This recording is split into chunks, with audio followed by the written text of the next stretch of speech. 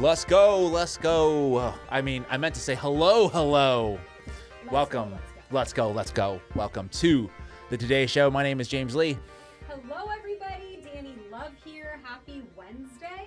And apologies for being late. Dani really was, she was on her live and she was getting in this conversation with her fellow peeps. I'm like, we got to start the show, guys. We got people waiting, very disrespectful. And she said, they will wait for the star. I think that verbatim what she said. Well, if you want, I'm going to be posting what was said in that live earlier, and it's James going like this, saying double fisted. So, look, we both have these. Well, now I have that. Now I have now I have a thing of you doing that. That's fun. A lot of people are saying they're here because of the live. Okay, fine. So, there you go. Anyways, we have an amazing show for you guys today. We're going to be talking about Charlie Kirk again. And the exploding mic theory, but we're going to be getting into the Oliver Tree conspiracies. He died in a helicopter crash. I honestly didn't know much about him before he died, but everybody was, messaging me, and it was in my wheelhouse. And so I did some research, and now I've gone down the craziest rabbit holes. So we're going to be talking about Atlantic Records. We're going to be talking about Antarctica, and we're going to be talking about Robin Big. So just prepared to have your mind exploded like a road mic would do. And I got some stuff on Israel. As usual. Shocker. And your other favorite topic, Mamdani. Mamdani. Yesterday was a big day for Mamdani in the New York primary. We'll be talking. Oh, my God. Could people hear Dani? Could you hear me Could you without my hear her mic? without her mic being in front of her face? That'd be so crazy. Thank you for the super chat to let us know. Could you hear me talking into the mic? I don't know. She didn't have no mic. But anyways, yes, big day yesterday for Mamdani's hand-picked candidates in the New York primary races. We'll talk about what that means. Also, you'll be catching me up on that because like I said, I've been in a rabbit hole about Oliver Tree, and it's just taken over my life. Yeah, well, I can understand that. Yesterday, I was in a bit of a rabbit hole myself with Monica Lewinsky. If you guys haven't checked out that mini documentary on Monica Lewinsky, I think that is the seminal piece on Monica Lewinsky. If you're interested in hearing the story that mainstream media did not tell you, but you may have already heard it on a couple episodes of the Today Show. Yes, but I have all the receipts. Okay. Yes. So before we get started, you went live on Jimmy Dore's show this weekend. Yes, I did. That was super fun. So Jimmy Dore had this live show that he does. I think he does it like once every month or once every couple of months. Anyways, he was gracious enough to invite me to the show and be in what I call the peanut gallery, which is like the panel. best. The panel, which is you just get to listen to him do his thing, and then you get to like chime in when you want. So it's like being at a live comedy show, except you have a microphone as well. Like it's like you get to. Unlike me at the beginning of the show because I was rushed. Apologies. But anyways, it was super fun. Jimmy's a legend. And it was a funny, like immediately, I don't know if I was nervous or whatever, but they're like, hey, make sure when you walk out around Jimmy. Do not walk behind the stage. I was like, all right, got it. No problem. And so then I walk out there, immediately trip on the lights. Oh my gosh. And let's just take a look at this. Yes. On stage at a live show and just immediate fail. Our next guest, you know him from the YouTube show 5149. It's everyone's favorite. It's James Lee, ladies and gentlemen. Hey, James. Good to see you, brother. Oops. Oh, he picked my lights. James, have you been drinking? Is that why you bumped into?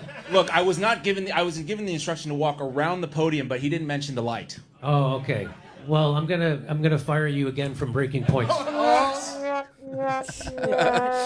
But it was so fun. Yes, it got off to a rocky start, but people said I was funny. And it's like great because I get to see professional comedians who've been doing it for decades at work, and you can tell their mind is going. They have all their bits, and they're trying to figure out when to throw in their bits. And for me, I'm like, were we supposed to show up with no cards? I have no cards at all. They had no cards. I had no cards. That's like a baller move. What? Just nothing? Just not prepared? Well, no, you're prepared. You're prepared up here. Exactly. I was prepared in my mind. So You're letting them know, like, bitch, I'm not a comedian. Yeah. I didn't have to rely on my humor to make it. I don't need a note card. I'm James Lee. That's right. So, I was a big... And yes, big applause. Big applause. Yeah, I wasn't Were you expecting like, that. wow? Yeah, I was. I was like, oh, wow, people And are you told me appreciative offline. of my work. Yeah. And you told me offline, first time that a groupie ever asked for an autograph. When you say groupie, it's a bit of A pejorative. not a pejorative necessarily. I don't mind groupies, but You heard it here first, folks. but I'm saying it's a misrepresentation. There was a fan that came over, A fan. wanted an autograph, and I was like, hey, this is Right. I've never signed one of these before. Let me figure out what I want to write on it. What'd you write? My name. Oh, that's it. But I always there was some clip, I don't know who it was, but they're like, autographs should be legible. Like, it shouldn't be like a weird, some people sign it and it's like, I can't see who that is. So I just wrote my regular signature. Now they have it and they can just forge my vote and do a mail-in ballot. Well, look, I mean, as long as it's just, So it's maybe the that was same- what it was. Was that it? They were trying to steal my signature to do I'm mail-in surprised ballots. for someone who's so paranoid about Mossad that you gave it out. Well, I did see, yeah, because they asked me to come back out, and I'm just kidding. Yeah, It's it was, fine. and I was like, "Did you guys screen this person? Is it Mossad?" Because we were already in the back, Yeah. and they're like, "Oh, somebody wants to Get your signature. Yeah, Well, when I say groupie, I mean fan. yeah. So, just from here on out, that'll be used. So What that's else? amazing. How exciting.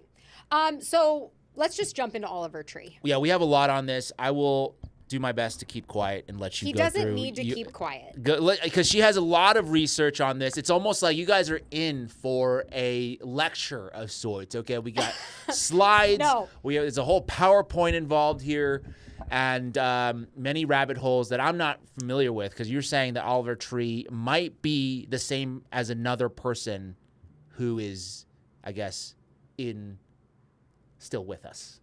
I Okay. won't give it away too much. Well, you don't even know who he is. We No, I'm learned not at the familiar beginning with of the him. show, No. which is Rob from Rob and Big.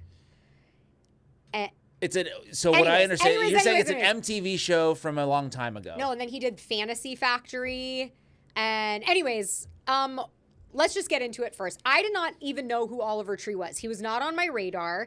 He's this musician and this artist that was outspoken and was huge on TikTok, had his career started online, and he died just a few days ago, or like a week and a half ago, in a helicopter crash. And ever since then, it's been conspiracy theory mania, which is how I got looped into this, because everybody was messaging me like, what do you think? And I think you even brought it to my attention, like, this should be in your wheelhouse. And so I did a little research, and we were going to bring it up last week on the episode, and we didn't, thank God, because I really didn't know enough. And a lot of people believed that he was killed by Atlantic Records. That is his label. And who owns Atlantic Records? No, I'm just kidding. We're not going to go down that rabbit hole. Go ahead. Who does?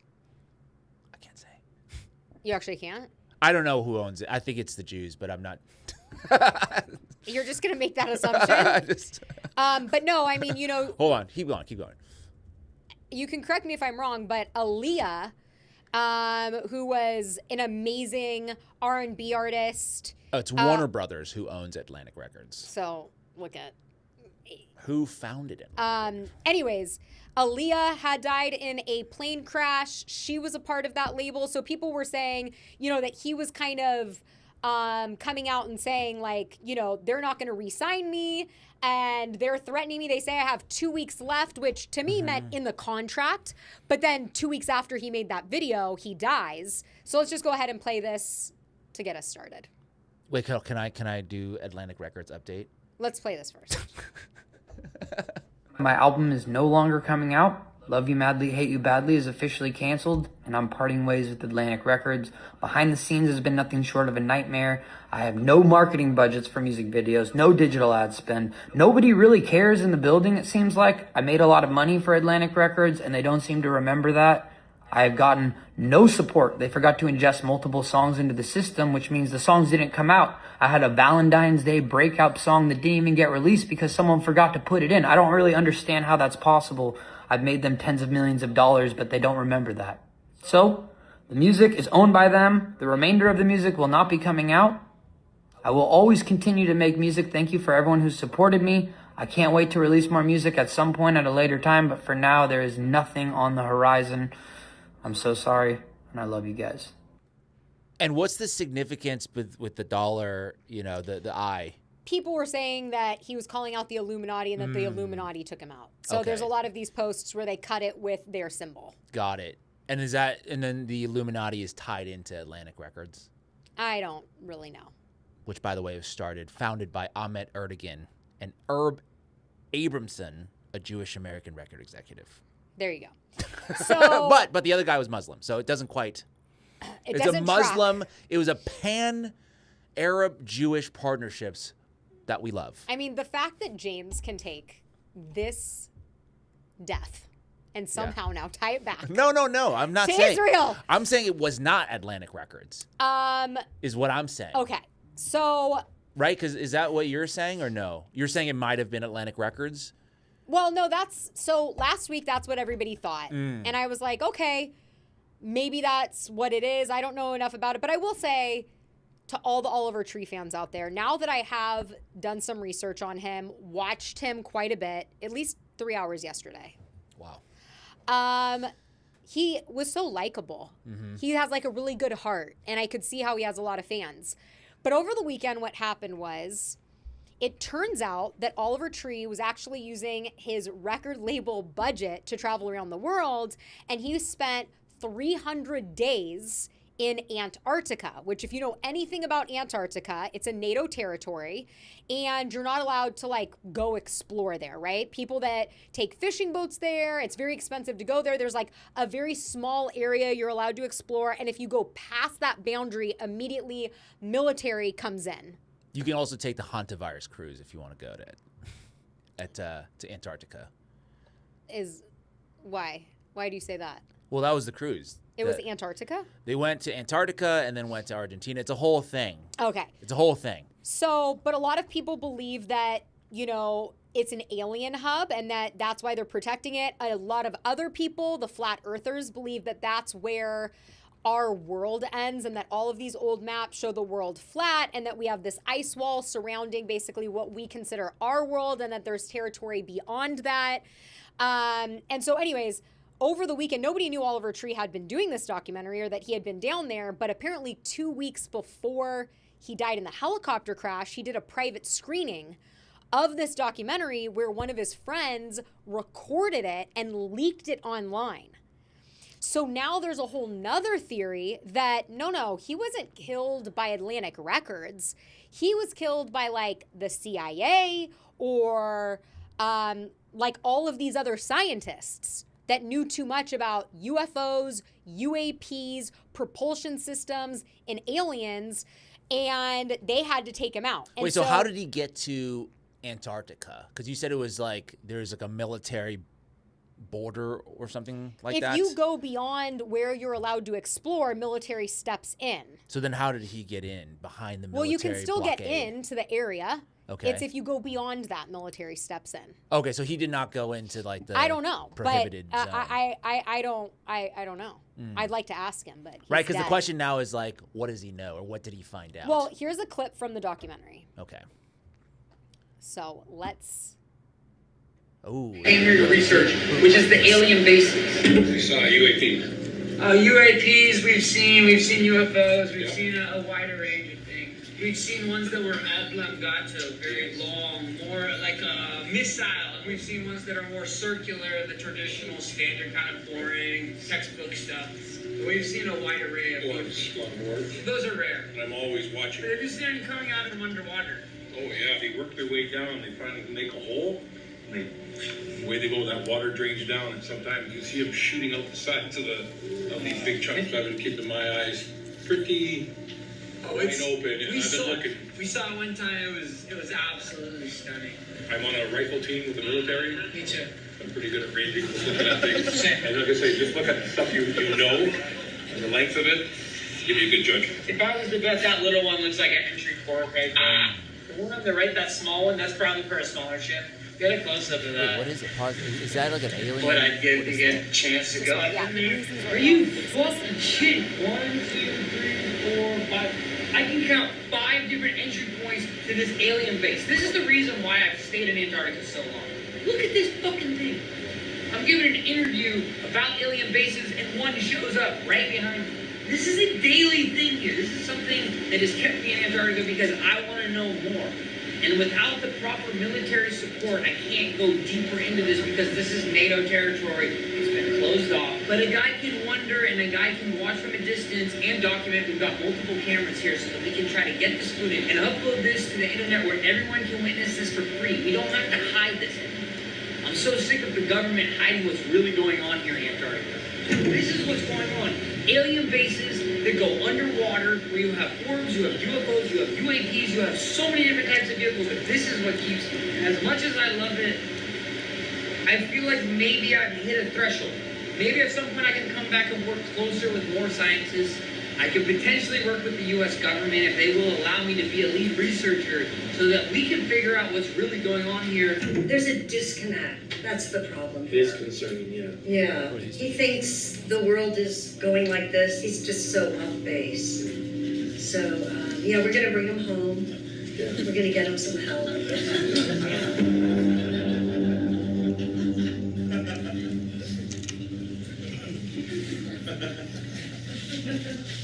I think a lot of people are scared and they come at it from a fear angle. But for me, I come from an open heart and open arms. And I welcome the aliens in. And that's why I've had so many interactions with UFO ships. That's why I've seen them time after time. Because I know I have an open mind to this, but an open heart. And I know the aliens can pick up on that. Of course, there's also the walls that surround it, the flat earth theory and all that. I'm not going to get into that. But yes, we did find the wall. Now, that is very interesting, I will say. And you said that was released 2 weeks prior to him dying. Is that right? Yes. And somebody has taken control of our computer, apparently, somehow. 2 weeks prior. And, oh, wait, so how does it tie into the flat Earth situation? Or it doesn't? It does. It does tie So into in this. Antarctica. He's like, I hit the wall. Was he being, like, trolly for a second there? No. Or? There's other clips. I just wanted to play that one because I felt like it was more concise and kind of summarized the documentary. But there are other videos of him talking about the documentary and that he hit the ice wall and that he does now kind of believe in the flat Earth theory. So you were a big fan of The Truman Show. I am a big fan of The Truman Show, So yes. this is the easiest way I can explain it since you're not like familiar with the flat Earth theory. Right? What do you mean? The flat Earth theory is that the Earth is flat. Well, it's not just that. It goes a little deeper than that. Okay. So basically, they believe that the Earth is flat, but that, like our world, if you were to take a globe and you were to lay the map out flat, it would be a circle, right? And you would have the United States and Canada and Russia and Europe and Africa, but that surrounding that whole area is an ice wall.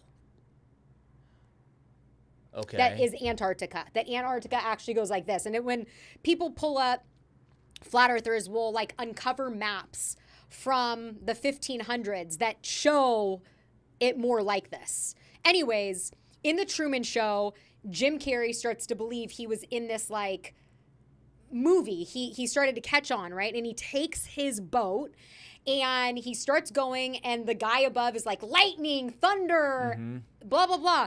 And then eventually he perseveres and he hits the wall. Right. Okay. So people that go to Antarctica eventually hit this huge ice wall and it's like surrounds them. This is a part of the territory you cannot explore. And so people believe that this is like the Truman Show, Jim Carrey, like this is the wall, except that they're not closed in. And that if you continue on past the wall, that there's actually a whole nother land that all the elites get to have to themselves with unlimited resources. And they kind of keep us in our confines of what we know to be Earth. And do you believe in this theory? No, I don't. You don't? Why is that?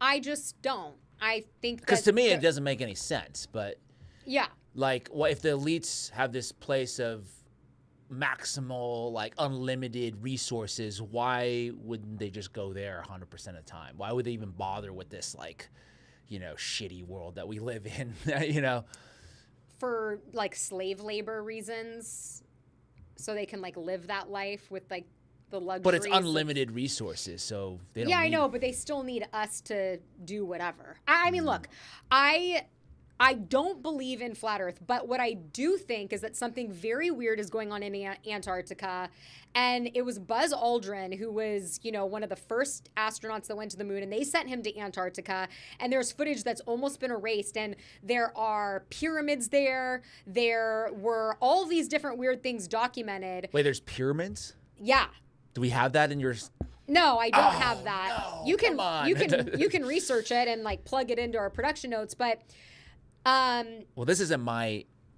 you said you wanted your algorithm to change. So I do here you want it go. to change. Well, yeah, this isn't my area of expertise. We'll just put it in X. Yes. Buzz Aldrin, Antarctica. Buzz Trip Aldrin, pyramid.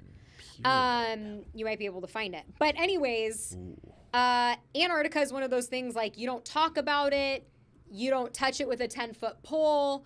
And so I started to think, doing this research, oh my gosh, I think that would be a reason that they would off him, especially the year that we've had in 2026 with all of these scientists that have gone missing or ended up dead, both in the United States and China, by the way, that have backgrounds in propulsion technology and are, you know, the most well-versed in UAPs, UFOs, and extraterrestrial life. And then you have David Wilcock, who didn't fit that scientist mold or description, but he ended up dead right after his live where he said, like, I'm not suicidal, I'm not going to kill myself, I think that's the worst way to go. But he was deep in research, and obviously Oliver Tree was as well, and wanted to release this documentary. He said, I'm going to put it online for everybody. So it's very strange. Yes. I have to say, he shouldn't have been flying in a helicopter. It's just too risky, if you know what I mean. It's already sort of dangerous. Like, I won't go on a helicopter, probably, you know. Now I definitely won't go on a helicopter. Well, but I think it's not aerodynamic. It doesn't make any sense. It's not aerodynamically sound. It's like a little box in the sky. It won't glide. You know what I mean? So There's no gliding aerodynamic design. It'll just drop out of the sky if the propeller stops spinning. So he made a big mistake trusting the helicopter. Right? That's what I mean, look, I personally would probably get in a helicopter, but Oh, you would? Yeah, I probably would. Well, But I know a lot of people that wouldn't, and I've never been in one. And, you know, if Kobe Bryant, if helicopters aren't safe enough for him. well, do you think, wait, to the Kobe point, do you think, because there was a lot of conspiracies around there, I didn't really, you know, look into it too much. Do you think that was a conspiracy thing, or that was just like him being an idiot? And when I mean an idiot, he, like, from the official reporting, like, he basically forced his pilot to go into the fog and land or try to land at whatever this basketball tournament that he was trying to get to with his daughter. And the pilot was trying to, like, circle around, and he was like, yeah, this is probably not the safest thing to do. And that's the official story. Yeah, I think it's, you know, what's weird is where that helicopter crash is literally off the exit that I grew up. Oh, really? Yeah, and so it was across from my best friend's house, or where she like grew up. Wow. And the basketball courts that they were going to was in Newbury Park. He was with his daughter. I think that the pilot's to blame because your job is to make sure everybody on board is safe. And you can't have somebody who's not a pilot convince you it's okay to fly. And everybody knew the fog was too thick. Yeah. So, I mean, I don't know. Of course, there's conspiracy theories out there about all of this, but as far as I know, Kobe hadn't, just recently done a documentary in Antarctica. So I don't know. Yeah, so this is an interesting. I did not really know about this. So wow, okay. So Oliver Tree might have that documentary, is that going to be released? Like, where can we see that? So there is the recording of the documentary on YouTube. The whole thing. Yeah. Oh, so you could see like the whole 2 hours or something like that? Yeah. Oh.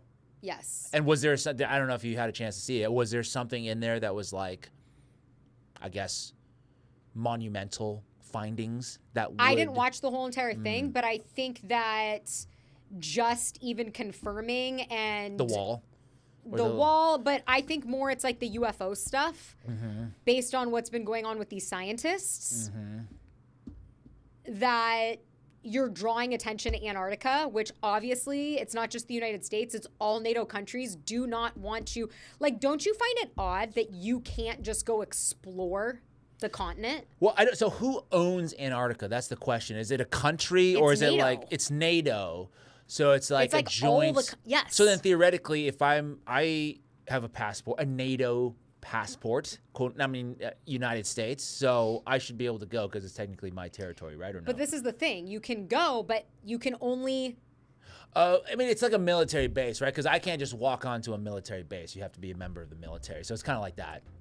It's like this. It's like 95% of the country or the continent is a military base, and they let you explore 5%. So then you have to wonder. So then people are wondering, what are they hiding in the 95%? It's like Area 51, basically. It's like, what's in there? Yes. I know I sound so stupid. It's like is it like Area 51? In a way where it's like there could be aliens. I mean, that's the. You know, it's funny. I was actually right? just thinking about Area 51 last night because I was watching this Jesse Michaels podcast. But my grandfather, who was like my dad, like my best friend, he was a vice president at Northrop Grumman. And he, was involved in a lot of the drones that are used today, the drone missiles that are used today, the B-52s. The stealth bomber was under his leadership, and he took many trips to Area 51. And before I was like a full-blown tinhead and before he passed away, I did ask him like about his trips to Area 51, and it is interesting, like just that he said, oh no, there's nothing going on there. Obviously he wasn't like working on UFOs he couldn't as far tell as you I know. But they did take private airplanes, Area 51 government airplanes. You had to go to, I think, Burbank Airport or a private airport, a part of Burbank. You would fly there on their private plane. Then you would get there. You would go on like their private buses. It was very, lock and key, very hush-hush. But did he meet Bob Lazar? No, he probably didn't believe in that stuff, or he wouldn't have said anything. But no. You can see Area 51 from a distance. It's fenced in. Obviously, Area 51 is about like the underground facilities. But Antarctica, it's like there's no Bob Lazars.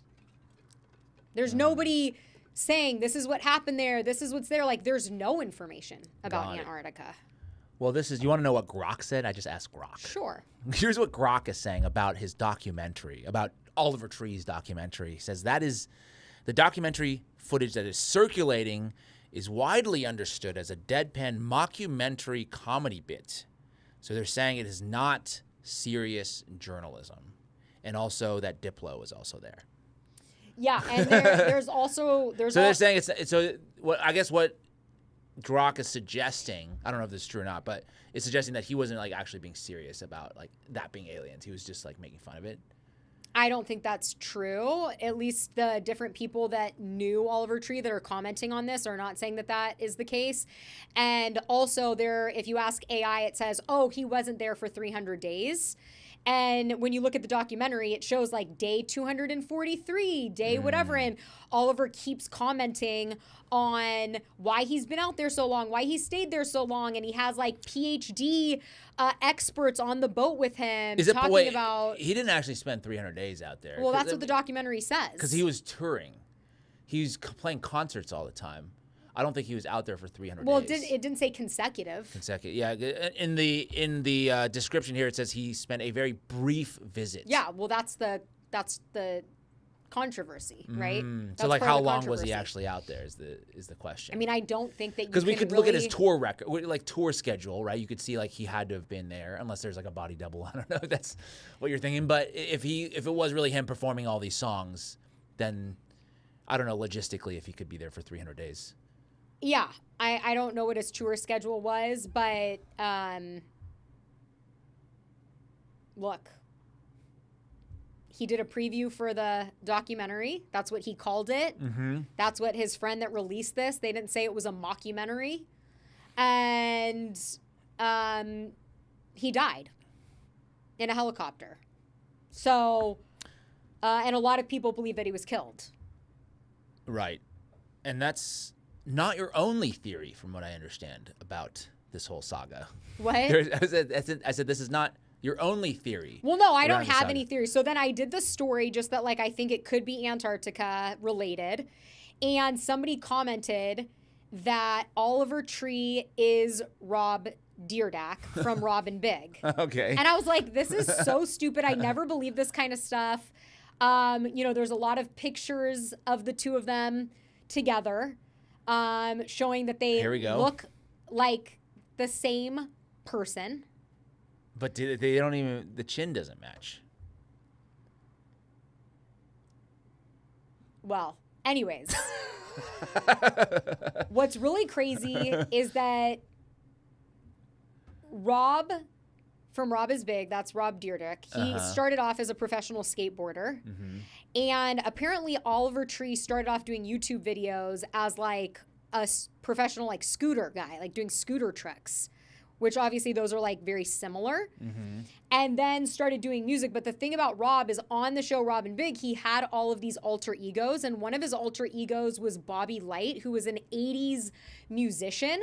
And during the MTV Awards, he even opened up for Blink-182. So this is now Rob performing. You mean all Lights out, got 130 girls and you know what we about. Lights out, lights out, got 130 girls and you know what they about. Lights out, pool party, skinny dipping with ass. Lights out. Oh, I don't know. But just like, I can even play it without the music. Look at like the way he moves. Okay.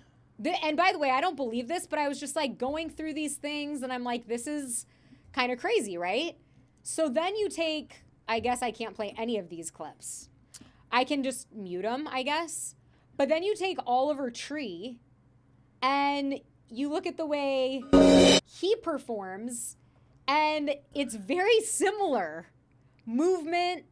And it's that also that 80s look that Rob's alter ego was. So I was like, well, that's not the biggest thing, da-da-da. Then I started looking up more information, and I'm just going to make it quick because I could go down this forever. But their birthdays are 1 day apart. Okay. Years difference. But like one's June 28th, one's June 29th. They're the exact same height. Rob was obsessed with aliens. On his Fantasy Factory, he had many episodes about it. He called himself an alien. He thought he had part alien DNA. He went on Howard Stern talking about aliens. He built an alien pad landing on his roof. And then in Brazil, where the helicopter crash was, Rob hosts his like famous SLS skateboard competition there every single year. And he like goes out there to prep for it. And this year it's in August. So it's like, I don't know, there's just weird things. And then if you want to do the Illuminati side, he died right before his 33rd birthday. But anyways, there's a conspiracy out there that, Oliver was one of Rob's alter egos.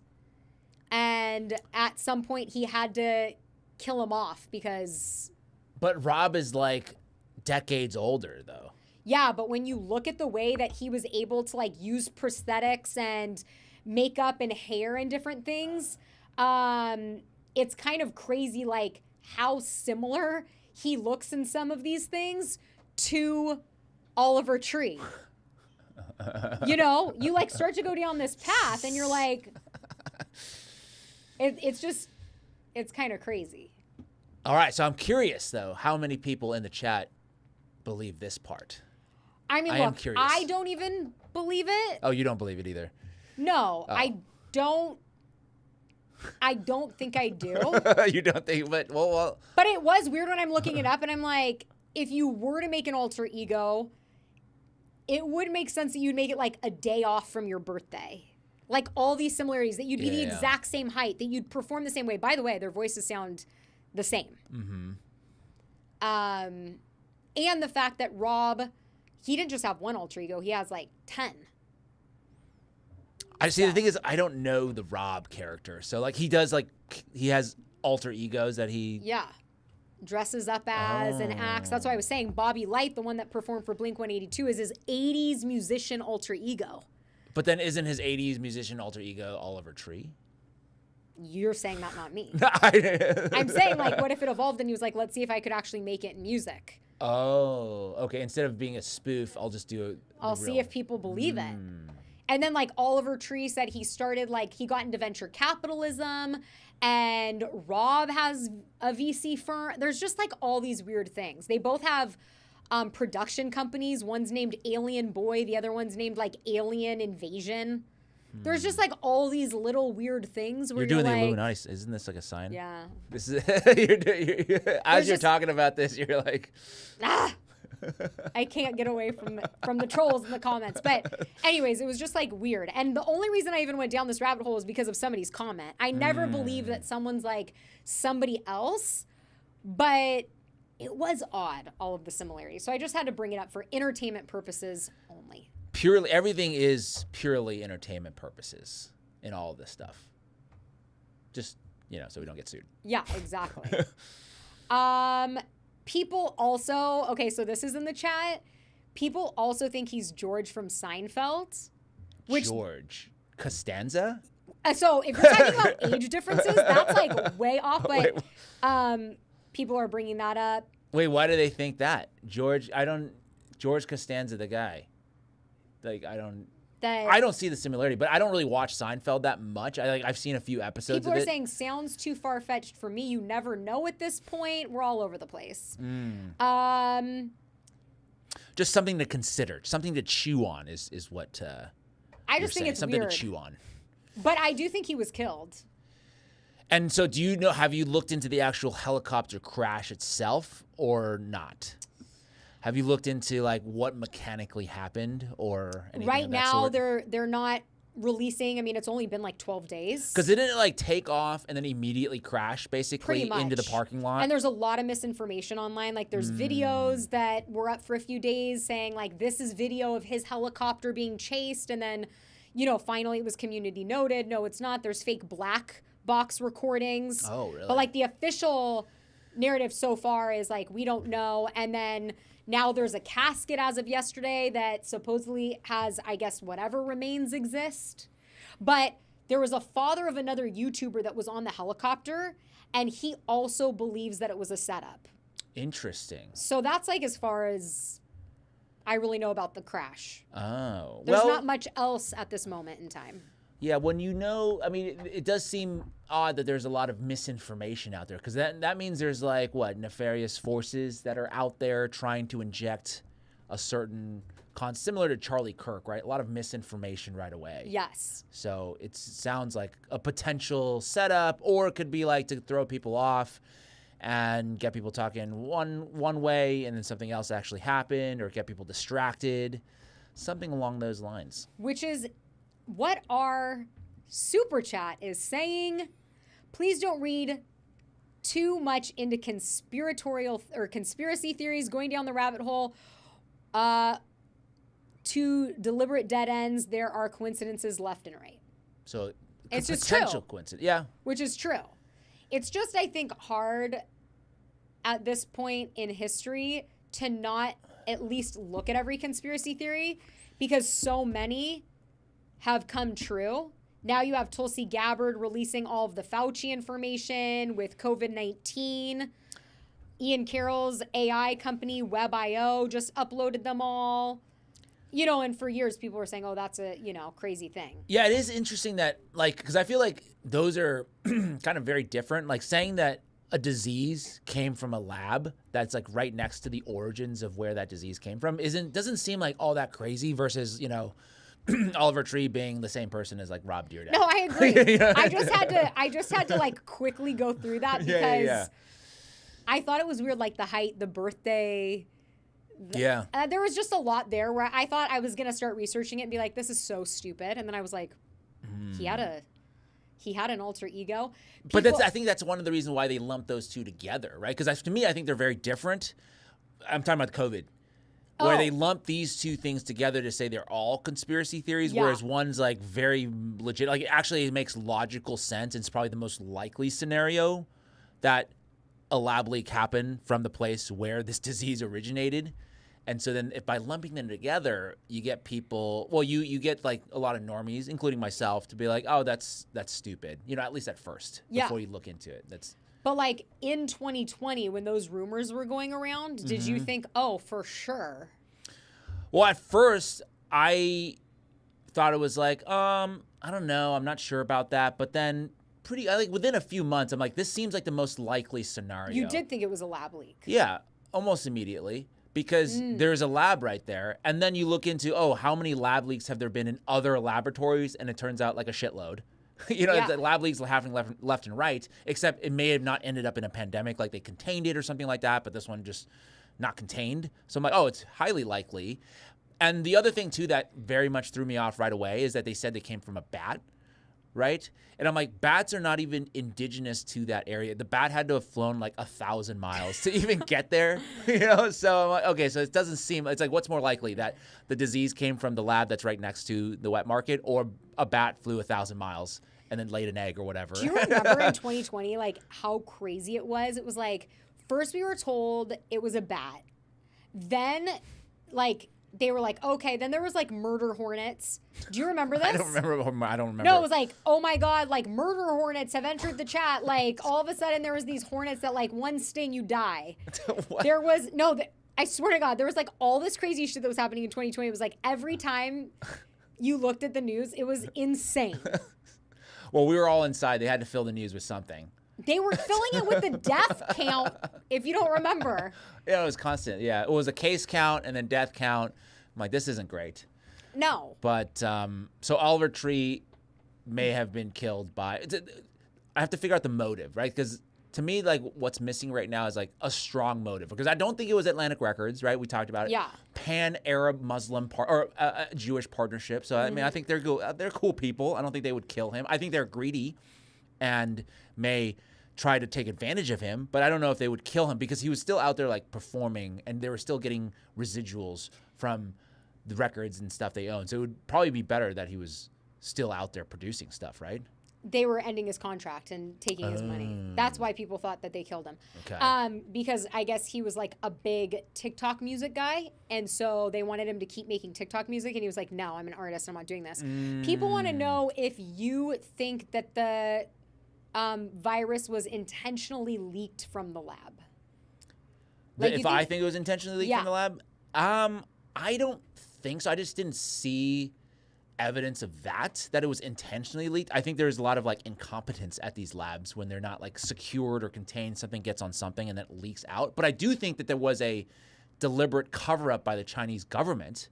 I think they tried to hide the leak for months until it got like out of hand. It spread to like Italy or those other countries because of Chinese tourists. They go there. And so I think the Chinese government tried to suppress the information. Well, I don't think the Chinese government was like releasing this on purpose to, because they themselves actually probably suffered one of the worst COVID lockdowns and like wrecked their domestic economy because people were stuck inside for months. I just remember my best friend's mom was texting her in like December of 2019, January, and was like, she must have been on X or something, and like COVID. No, and was like, they're building hospitals in China. I'm like, this is such bullshit. That's they were what I definitely thought. Building hospitals. No, they were. Yeah. But at the time, I'm like, and then like fast forward a couple months, I'm like, oh. Yeah. Although whatever happened to those things? Like, do you remember like in the first couple weeks of COVID, like in March, they had the boat in New York City that was supposed to like triage people, you know, and then it just kind of like went away.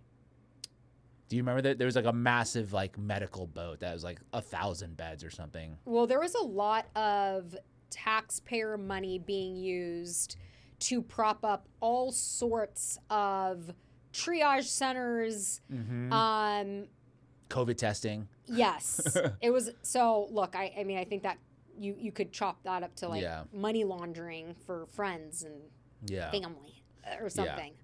Well, the big lesson here is that if you're going to go out there and explore Antarctica, if you're going to talk about aliens, if you're going to renege on your record contract, do not take a helicopter, okay? You got to just make sure you're in a safe bubble. You got to be around other people all the time because you have to be as safe as possible, right? Because I always every video I put out, it's like, all right, you know, he's a good driver.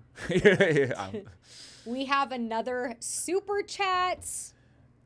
Thank you so much, Brian Woods 9526. When the news cycles change and each story is crazier than the last, like it was during COVID, it's to get people to stop talking about something. Like now with Epstein, it's too obvious. I agree with this, and I think that we saw that with Charlie Kirk. It was Charlie Kirk, and then all of a sudden, we have direct energy weapons, and we're invading Venezuela, and then it was Epstein, and now it's, but it just keeps going. So speaking of Charlie, you this morning released a video that is evidently popping off on social media about the mic theory, the exploding mic theory.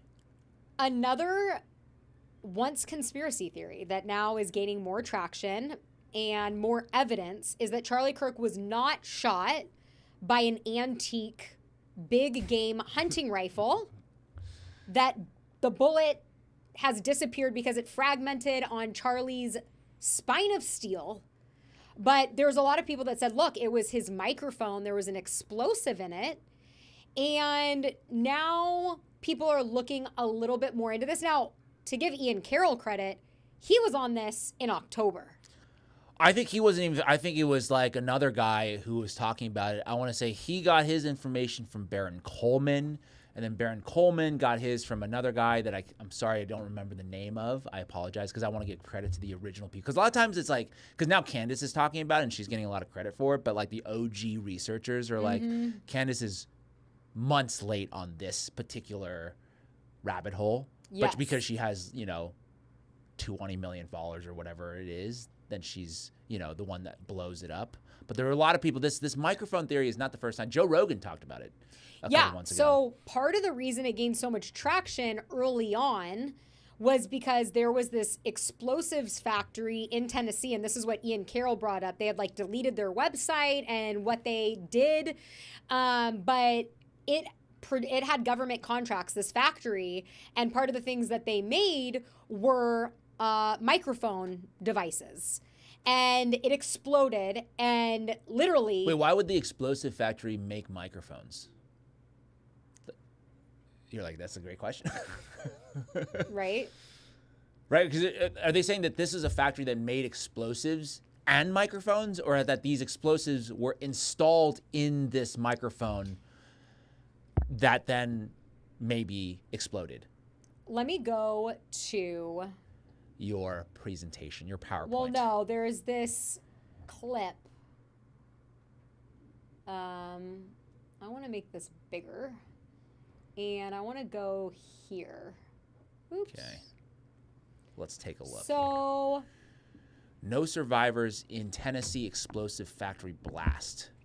So it's an explosives factory. Yes. They note AES, that was the name of the factory, specializes in small, precise, energetic devices for both commercial, mining, and military use, including mic pack style or anti-personal miniaturized demolition charges.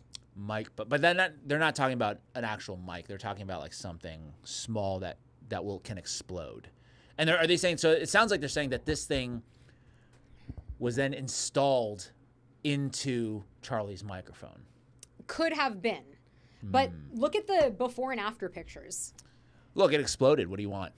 I'm just saying, they like, had to get rid of all the evidence. Okay, everything is gone. There's just nothing left. Like, nothing. And good, because oftentimes they do this shit halfway, and then you leave some shit behind for us to find. This one, they were like, we have to get rid of everything.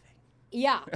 And so everything is gone. Anyways, this was like a conspiracy theory that it was a microphone, but now it's gaining a little bit more traction. I think partially because of, let me get this super chat off. Thank you so much again.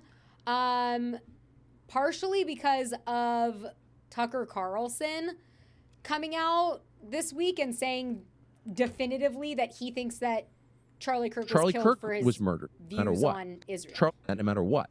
Charlie Kirk, no matter what. Okay. Or what. Charlie Kirk was murdered. Yeah. And he was not murdered for his opinions on transgenderism, obviously. He was, I believe, and most people who knew him well, as I did, and was friends with him as I was, believe he was most likely murdered for his evolving views on Israel. So I get it. A lot's at stake. The world is at stake. But from my perspective, I have a duty to say what I think is true. I'm often wrong. And I always say that because it's a fact. I have been wrong a lot, and I may be wrong now. But I am sincere. I'm saying what I believe is true, and I'm going to continue doing that no matter what. Charlie Kirk was murdered. Charlie Kirk Why is was this murdered. doing this? Yeah. And he was not murdered for his Let me opinion. just do that. X. Anyways, yes, it was an explosive factory. They didn't make microphones, but yes, the idea is that they could have put an explosive in his mic. And the reason why, you know, I think everything's resurfacing is because almost a year exactly before Charlie Kirk was killed, Israel took credit for Operation Grim Beeper, have to say, clever name, where they installed explosives in pagers and walkie-talkies and then detonated them, killing a bunch of people that were a part of Hezbollah. Yes. And they do brag that every single device, basically that's mass-produced for consumers, electronics and such, can be remotely detonated if they wanted to. Yes. Which isn't ideal. Although, so to comment on Tucker before we move on. So Tucker, I think he's telling the truth, but I always have to go back to the Matt Kim meeting with Tucker. Which, do I know about this? Yeah, I think so. When Matt Kim, last year, he went to Tucker Carlson's Christmas party, and they were having a conversation, and Tucker's like, everything is theater. So I always have that in the back of my mind, is that might be theater too. Like what he's saying right now could also feed into the theatrical environment that we're all in, right? He's saying it's Israel. I tend to think, you know, have you seen any of my videos? Israel is high up on the list in terms of my suspect list.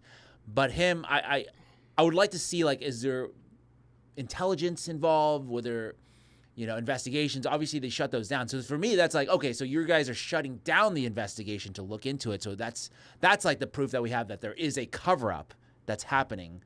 But then we don't have any information because nobody wants to look into it right now. Because Kash Patel is completely compromised, you know, and Trump, obviously, the whole administration is, you know, everybody. Kash Patel is, you know, busy catching the drone UFC 250 terrorists. Yeah. But yeah, there's like, you know, TPUSA did that like memorial, which was super weird, where people could take pictures in the tent. Yeah. And they propped up all of his stuff. But a couple things that weren't there, the wireless mic, they have this mic in a box on display. Let me pull this up for the audience. This Here we is go. Sam Parker. Good eye. And then his Freedom shirt, Brian Harple said in that Sean Ryan interview that he cut it off in the hospital, which would be kind of like another piece of evidence that now what happened to that shirt. And let me see. You had the one where some guy was like doing like a test thing that you showed me before we started today. So then, yes. And by the way, they're doing like a luckily simulation. I screen recorded this. This was on X, and I had sent this to like a source that I had been going back. Source? Oh. Yes, that I had been going back and forth with. Yeah. And luckily I still had it. But Tyler Baird? Do you remember his conversation that you had with Tyler Baird early on? That was so weird. Well, like, he came into my chat. Yeah, for people who From don't know. Australia. Yeah, this guy who was like in the front row of the event. That did all the interviews. And then he was like crying on camera, and then he like jumped into your live stream. Randomly. Like, I thought it was fake. Well, was it random? That was the question. I don't think so. I don't know. But this is interesting. People are doing reenactments. You know how, like, the hunters were taking the 30-06 and they were shooting it to see it. So people are, like, doing what an explosive would look like under a shirt. So here's a video of it. And it's interesting because it's so similar. But how did he have an explosive? Why didn't this guy die on the right? He was able to simulate it, obviously, without... Wouldn't it kill him? Well, he didn't do it with the explosive. I guess it was the way that it would. Or is that just something to simulate? Okay, so because this is my question. But, like, how is necklace... But, like, there's a lot of things that people are... There's a bunch of these videos. Yeah, I guess what I'm saying is, how do you know that this video wasn't simulated to look like Charlie's shirt? Like, that was the whole point of it, is to make it look like it. Because if that was an explosive, the tester would be dead. Well, yeah. Right, because they would have put that on a dummy, right? They should put it on a dummy with the Charlie Kirk Freedom shirt. It's a good and then have point. it explode. It's a good point. Because that just, to me, looks like, oh, I'm going to simulate... basically recreate, work backwards from the conclusion to then create the same effect. But then I'm like, well, you didn't die. Right. So, right. And they didn't use a real explosion. They exactly. did something to, you know. That's how, you know, because you got to be, because a lot of people do this for views as well. So it's like, is that really the right way to test that? Like, I like the shooting, for example, the 30-06 people, right? The hunters and the ballistics expert that went out and actually shot the real gun. It's like, hey, this is what the bullet that was supposedly used, and we're going to fire it at, you know, the simulated thing and see what happens. Neck blown off, you know. Yes. I like that test. So that to me is like almost definitive in that the gun that they told us was used is probably not the gun. Well, so that's why people are looking for other explanations. To me, it's basically been proven online. It was not that gun. It was not that bullet. And then for me, what it looks more like, I have never done the microphone theory video, but to me, it looked more like a smaller gun. Could be a pistol, could be something else, like a smaller caliber bullet that hit him from somewhere else in the crowd, right? There could be multiple folks. There were videos of that were shown of other people, like open carry, like other people were carrying guns there. There was no security. People had guns. There's so many crazy things when you go back, but remember it was like Utah had just passed like a month prior that you could have open carry on campuses in Utah. There you go. There was all these things. They had just gotten rid of their FBI field office agent and replaced her with somebody else that Kash Patel handpicked. There were so many weird things with that. But these pictures are also surfacing online right now. What are we looking at here? Supposedly, this is the floor of the SUV that Charlie was carried in. Candace has commented on this tweet, and they're saying that this is what a road mic shrapnel looks like. So people are taking this, and they're comparing it to like, they're freeze framing Charlie's hand. Remember in Charlie's hand, people were like, is that blood? Are those bruises? And now people are saying, no, that looks like the road mic shrapnel. So people are, you know, looking at this just through a different lens, I think. Wait, what happened to, how come, and then they're showing. Yeah, but those hands look really fake. I don't know what that was. I know. I don't know what that was. I don't think the casket was the real body. The hand thing, because, okay, another, I guess, observation I would have is if the microphone exploded, I was telling you offline, if the microphone exploded, the shirt would also explode. Wouldn't the shirt explode? I don't know. We have to do your dummy. We have to do the dummy. You have to put it on a dummy and have whatever this explosive device and then explode it and see what happens. Yeah. And I think the word explosive can be misleading because could it be some sort of a device where it's like it penetrates similar to a bullet? Like, does it need to explode the shirt, you know? Or can it act like almost... But he was shot, so then how would it have pierced his neck? Like it goes from here because he's clipped the microphone right here. Yeah. And then he gets hit here. How does it travel there without it penetrating some part of the shirt? So that's what I'm saying. Like, is it a situation where it almost shoots like a gun? Well, that's why I think it was a gun. Some kind of Yes. gun situation from somewhere. But not the gun they're claiming it is. Not the guns, because if you pull up the one that I think I titled it double casting, there were multiple, or there was a person who gave like different, this is from Candace's show, we can play it here. Because processing something like this. Yeah, I think take a listen to these people who tried to convincingly sell that he got hit in the chest. I heard a loud bang, which I figured a shot would be a little bit louder, but I just saw it hit him in the chest, and then all of a sudden just tons of blood gushing right They're out saying where these his are heart crisis is. actors now that And were then fed he a like line. fell over and slumped down, and everybody got down and was screaming, and then we all ran. Kirk, and I am. They're saying that it was supposed to be in the chest. That these people were set up Right. as crisis actors, and they were told he was shot in the chest, and they didn't realize it was gonna be a neck wound. So then when they're talking, you can pick out that these people were like scripted. That's the whole point of this clip. Joined now by Sarah, who is originally from Draper, a Utah Valley University student. I understand you were inside, and it's been a traumatic thing to witness. Tell me a little bit about what you saw and how you've been feeling. Yeah, so I mean, it's been a little bit over an hour, over an hour since it's happened, and my heart is still racing, and I'm still shaking a bit. It's definitely scary. Basically, Charlie Kirk came out at about like 12:06, and everybody was super excited to have him there, and the first student stepped up, and they had a conversation about like Mormonism and Christianity. And then after that, they had another student step up to talk about transgenderism and the violence and gun violence that's been surrounding that recently. And that is when Charlie Kirk was shot. It was in the neck, and I watched the blood just spurt out all over his body as he slumped over and fell down. I believe that he... Pause it now. So then the same woman has now given two different accounts. Within an hour. So Within it was an almost like hour. she was briefed. Like, change of the script. Well, it's almost like, yeah, she was going to say the one thing, like was told to say the one thing Yes. first, and then it ended up like, oh, that was not what happened. So they're like, hey, can you go change that story, please? Like, get on the news. Yes. Yeah. Because if that was me, and maybe I'm giving people too much credit, but if it was me, I would have said, when I first saw it, I thought it was in the chest, ended up being in the neck. Like, I didn't see it properly because I was, Terrified. Yeah. Like- Because I was hitting the ground. Like, first of all, you're...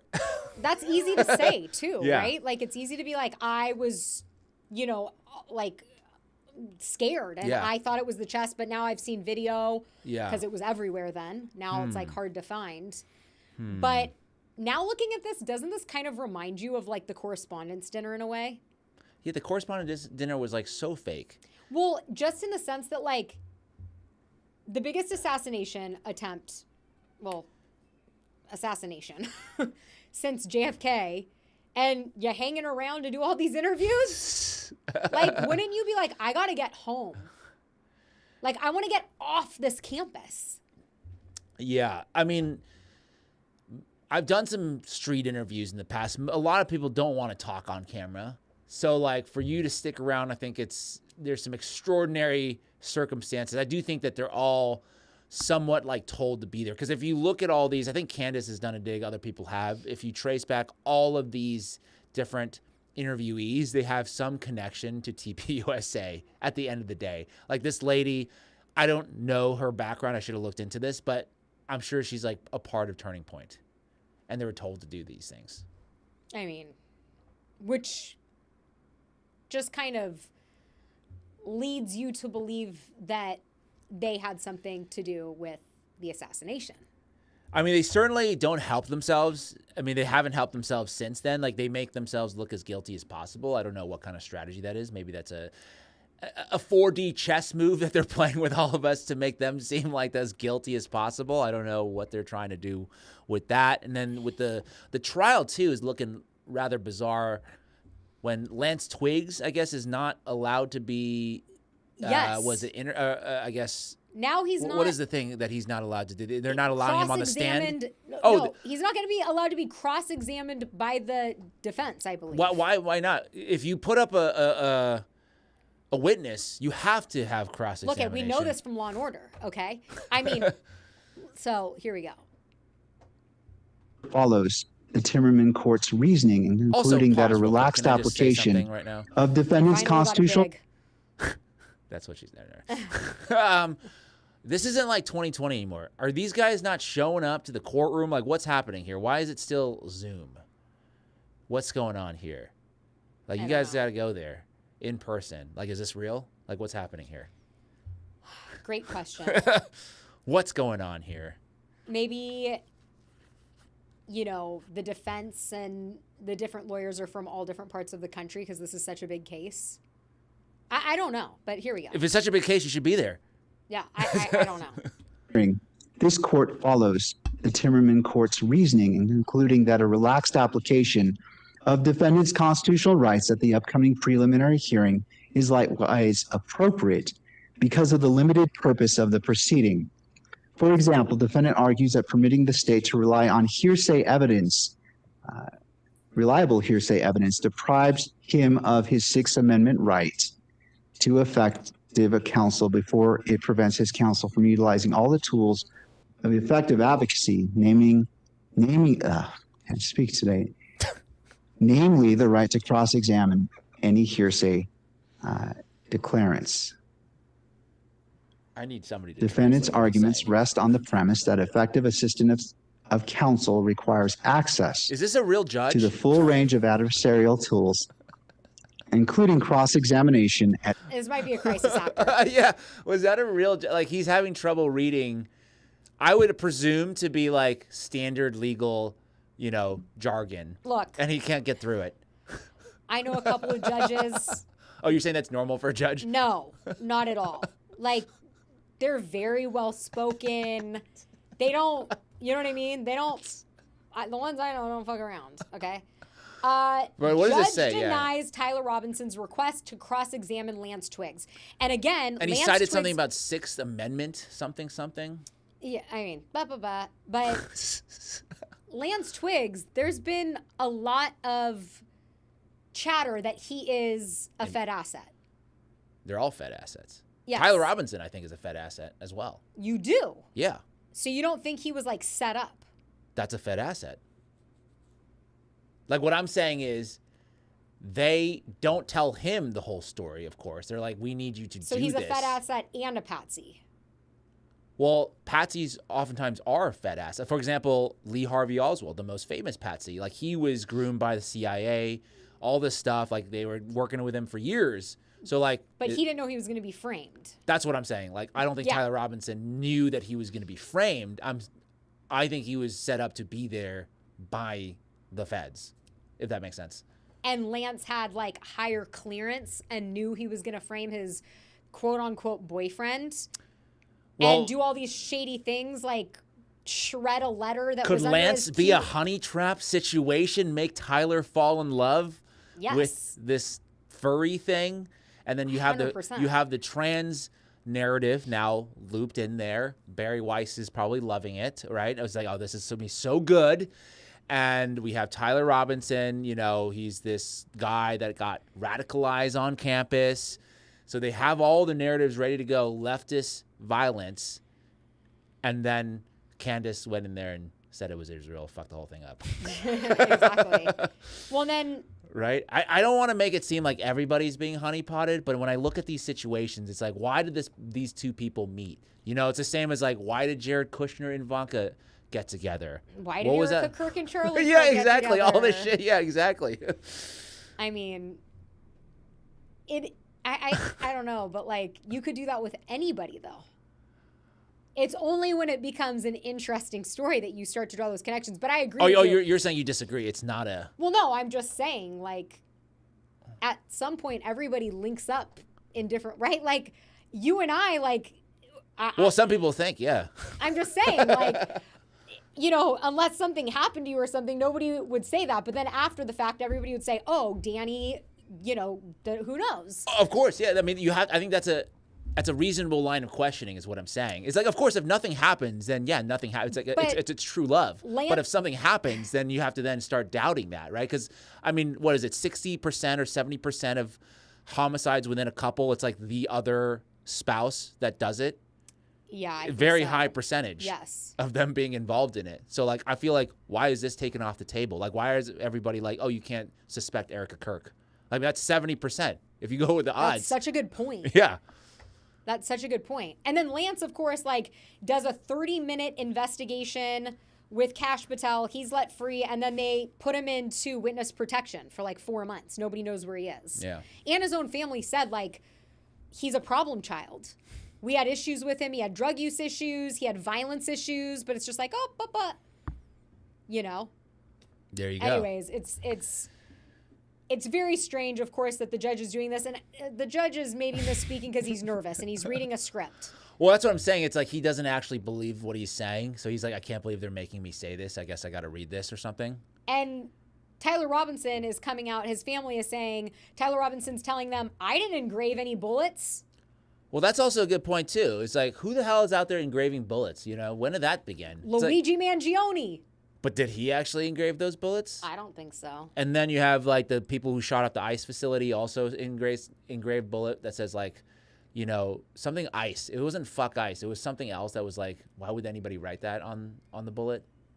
But anyways, this is now a new, like, FBI thing that they're like, oh, yeah, let's engrave these bullets with, like, a motive so then we can explain it. You know what it's kind of giving is, like, I love to read. And when I have an author that I like the story, then I'm like, ooh, I want to get another book from that author, right? Yeah. Like Leanne Moriarty, such a good author.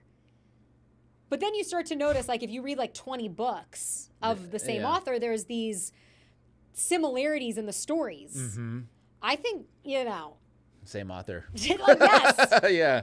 Like, you need to get a roster, right? Like, you need a roster. You need to rotate because the Luigi Mangione, the ICE, and it's too close together. The thing about the Luigi Mangione thing, and it's been a while since that's happened, is that I was always wondering, because I always thought it was him, and I still do think it was him. Whereas I was on TikTok Live every night going, if the eyebrows don't fit, then you must have quit. But my question was, eyebrows aside, is that how did he know where that CEO is going to be? How did he know when the meeting was? There had to be insiders who fed him that information. It's actually not public information where that guy was staying. He stayed at a different hotel that was not the same hotel where that conference took place or where the board meeting took place. Those board meetings are private information that only company insiders know when and where it is. So for him to be waiting outside, basically kind of stalking, it was how like did he 4 know? in the morning. Yeah. And then he's smart enough to plan this whole assassination, but dumb enough to take his mask down at a Starbucks to flirt with the barista making his caramel frappuccino. And then getting caught at McDonald's? By Officer Fry. Yeah. That's real. And the Monopoly money, and, you know, he took the electric bike. He even dressed up as Lee Harvey Oswald in his, like, one of his first court hearings. Well, and then, like, he changed outfits, right? Like, he was arrested in one outfit, but then his jail photos were back in the black hoodie. Well, look, that's another Tyler Robinson connect. That's another similar writing element, or whatever you say. I don't know what these are, exposition techniques. Author. Yeah, the author is using kind of the similar thing, clothing change. Right. For whatever reason. Unexplained clothing change, though. Right. A lot of different outfits. And then he's smart enough to do all these things, but then he has the gun in his backpack. 5 days later. Yeah. At a McDonald's. Right. Why did he even have the gun in his? Like why wouldn't you have? You've been zipping all over Central Park. Yeah. Where like everybody hides their, you know, their weapons and their whatever evidence. Yeah. And then you're like, you know what? I'm gonna hang on to this. We're gonna put the Monopoly money in a bag to get the cops going crazy, but the gun, I think I'll keep this for safekeeping. It's very bizarre. And that actually reminds, this is totally not related, but it reminds me of the time that RFK accidentally killed a bear and then dropped it off in Central Park and made it look like a bike hit the bear. I don't know about You don't know this story? RFK Jr. Maha RFK Jr. apparently killed a bear. They had it in the back of his car, and they're like, we got to do something with this bear. So they drop it off in Central Park and make it look like a bike hit the bear, and it was found the next day. And they did not know it was RFK Jr. until he ran for president, and he told this story because it was leaked. Like because obviously some of his close friends knew, and they leaked it to the media. So he's like, all right, I have to get ahead of this story and say it was me. You didn't hear about this? I did not. Because you're a big I was just like, RFK. he's removing food dye, red food dye, whatever. Look, he had a... That's concerning. What, the bear? Yeah. Well, the plot with the bear. Oh, yeah. I mean, it's one thing that you accidentally shoot a bear. I don't know if it shot... Like, I would need to look at this. And killed a bear. But it's another thing to go and, like, drop it off in Central Park and do that whole thing. That's kind of crazy to me. Oh, no, sorry. He didn't kill a bear. This is... I apologize for smearing him there. He found a dead bear cub that had been struck by a vehicle driving in upstate New York. Instead of leaving it, he put it in his van to skin it later for its meat. Then later that night in Manhattan, facing a scheduling conflict, he did not want to leave the carcass in his car, so he dumped it in Central Park along with an old bicycle to stage it as a hit and run. I don't know if that's better or worse. So the bear was skinned? That was his plan, was to Oh, skin but he it. didn't get a chance. He didn't get a chance because of a scheduling conflict. He had to go. He was like, oh, I have to catch a flight out of JFK. Like, well, that would be very odd if you had a skinned bear with a bicycle. No. Like, now you have some weird serial killer on the loose. Very odd. You know what else is odd? Speaking of Charlie Kirk, I don't know if you saw this, and maybe it's not that odd to you. What is it? This is something I've been sitting on, but 23 days after Charlie passed on October 3rd or 4th, Erica trademarked Charlie Kirk and his signatures. And you can see, like, they have the links. Yeah. I can believe that. I guess, like, you just, like... She's trying to use him. She's trying to make money off of him. Like, she did it immediately after he died. It's just crazy that you go... You know, the grieving widow thing. Everybody grieves differently. Well, she grieves by making money. Yeah. Yeah, she grieves. Money, what did they say? Money solves everything?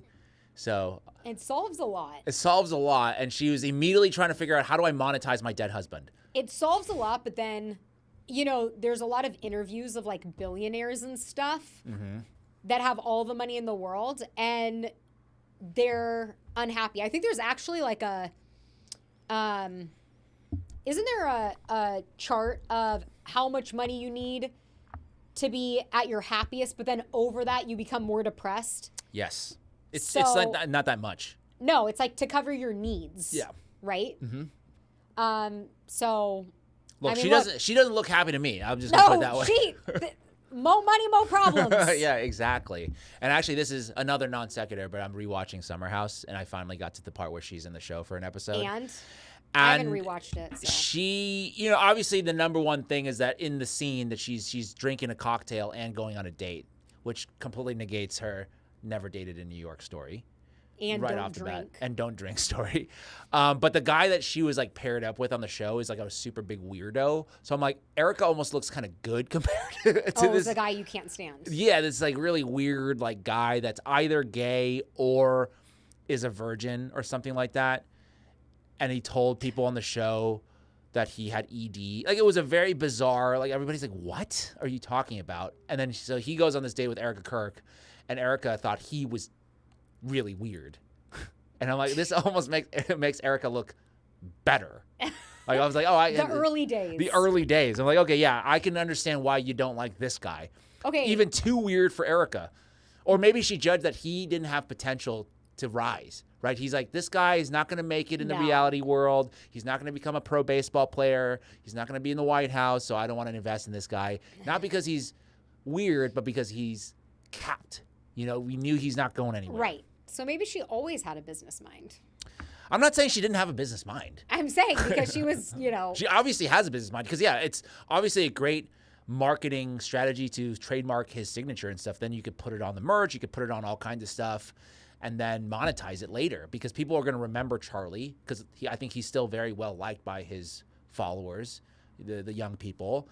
And so now she's going to take that and sell it to people, still trying to, you know, make money off of his death.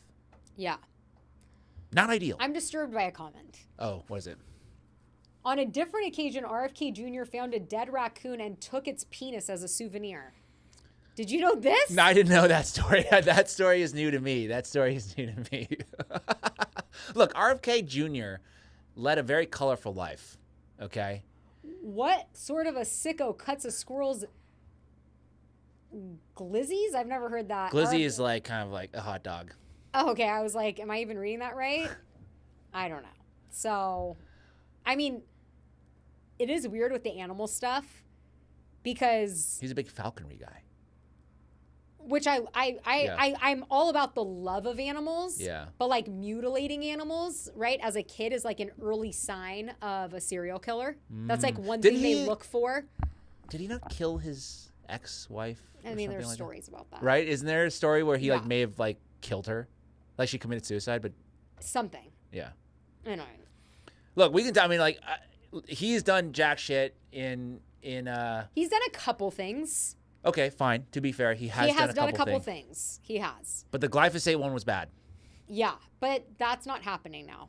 Is it not? Right? I thought. Well, not to his doing. No. Not because Thomas Massey and some other people stepped up to the plate, not because of HHS. No.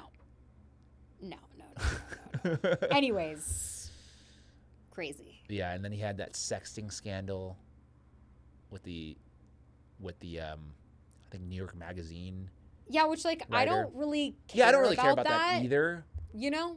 But I would just say like get it on Signal, you know? Get deleting text. Even that will get leaked. It doesn't matter. Like let's just get some normal people. Like, let's get some I mean, like Lauren Boebert is saying, can we get some non-pedophiles in Congress, please? It's like so crazy. Speaking of Congress, are you ready to move to Sure. Mamdanistan? Yes. The big story coming out of New York City yesterday. Yes. Which is that all 4 of Mamdani's, I guess what you call endorsees, has won their primary against establishment Democrats in New York Am I City. playing Mamdanistan? You're playing that one. I played this video because I think this lady, I don't know if you know her, but you were on, remember doing this, remember talking about she's going to trigger you. Bro, oh my gosh, this is so amazing because I was not sure if Jari Aliza was going to win. I really was not sure, especially since Espaillat is one of the oldest and still long-standing machine politicians in New York City. And honestly, hers was the one I was the most worried about. Not just because he is a very senior in the Democratic Party, Espaillat, but also because, like I said, he's got a huge machine behind him. AIPAC spent millions and millions and millions of dollars in New York 13. And then on top of that, he ran a racist and very dirty, dirty campaign against her. So the fact that she beat him, bye-bye. Okay. Right, hey, Blue MAGA, how's everyone feeling? I do like that she called out Blue MAGA because I think there is a component of the Democrats that are the same as like the sycophants on the right. There's this like cultish behavior on the right or on the left as well. So, you know, I am suspicious of Mamdani. Yeah. And I have been from the very beginning. I know you love him. No, because when you look at like central casting and this is all, you know, entertainment, like Tucker Carlson said, he's someone who has an IMDb page. He's somebody who was trying to do rap videos like 4 years before he ran. And then it's like, you look at Thomas Massey, we met him, we interviewed him. Like, to me, you know, getting to know somebody on a personal face-to-face level is different than just seeing these people online, right? And to me, Thomas Massey seemed like the real deal. And $30 million, $35 million of AIPAC money was spent against him, and he lost. But yet, Mamdani, whose mom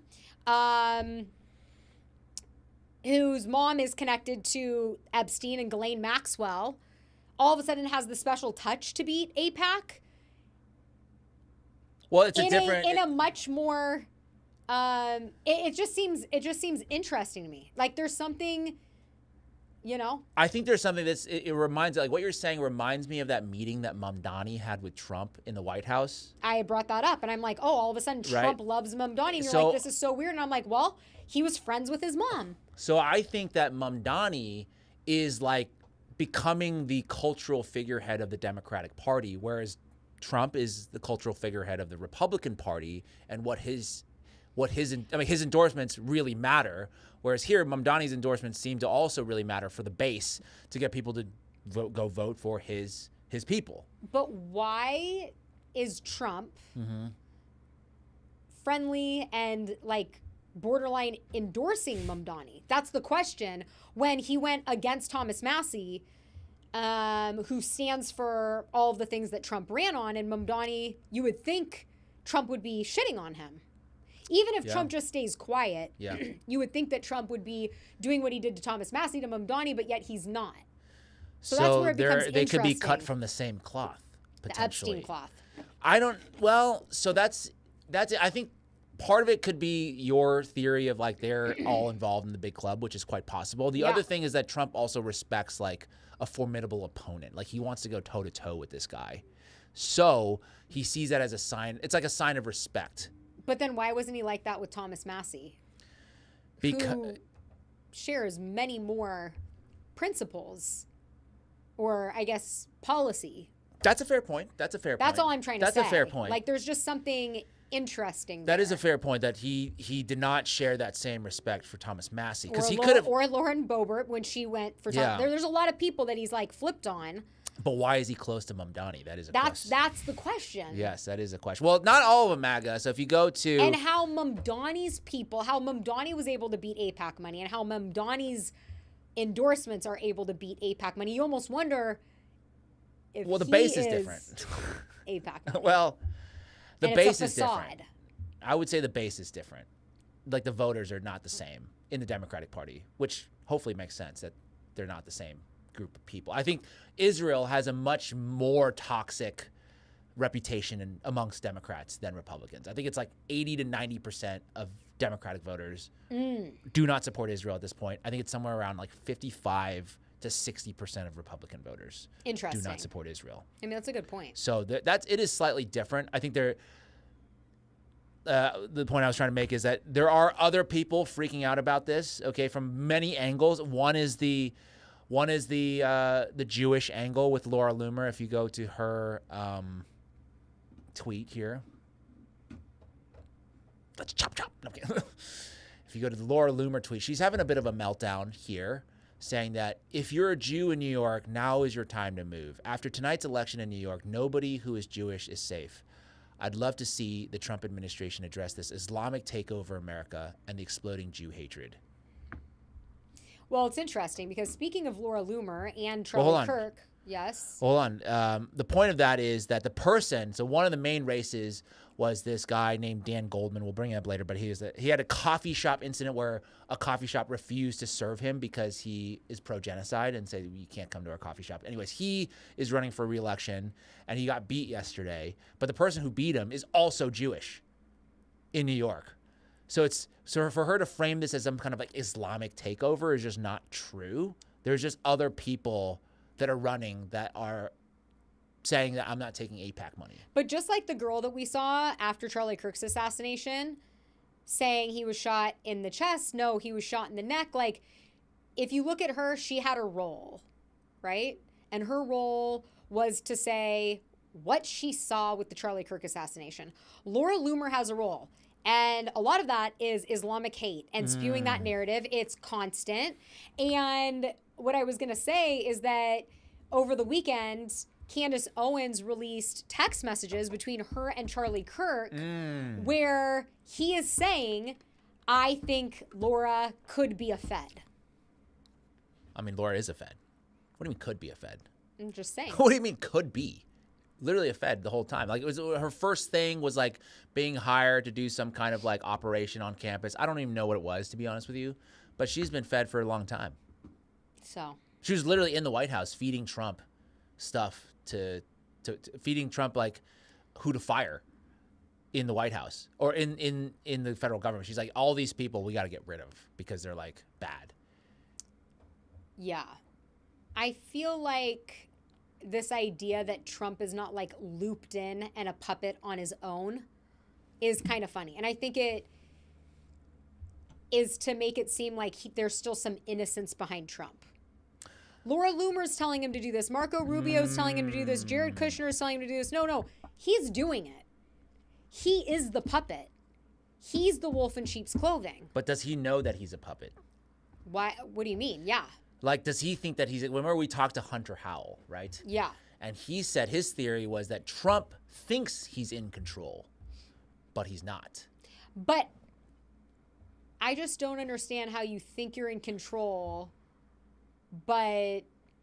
Because they make you feel like you're in control. They make you feel like the decision is yours. Yeah, but you flip-flopped on so many things. Who, Trump? Yes. So, like, how are you in control if it's literally a 180? Because people change their minds. It's like, oh, I said no new wars. From Thomas Massey to Lindsey Graham? But now, well, yeah, no new wars, but I've been convinced by Netanyahu that this is a thing. It's going to take 2 days. Let's just do it. It'll be great for my... Well, now it seems like there's a falling out there. Yeah, I think that's a little bit of theater. I think that's theater. Until he actually cuts off So that's the Netanyahu, point, I think is like, theater. at what point is it not? When you say no more arms to Israel. If they No, I'm saying not theater.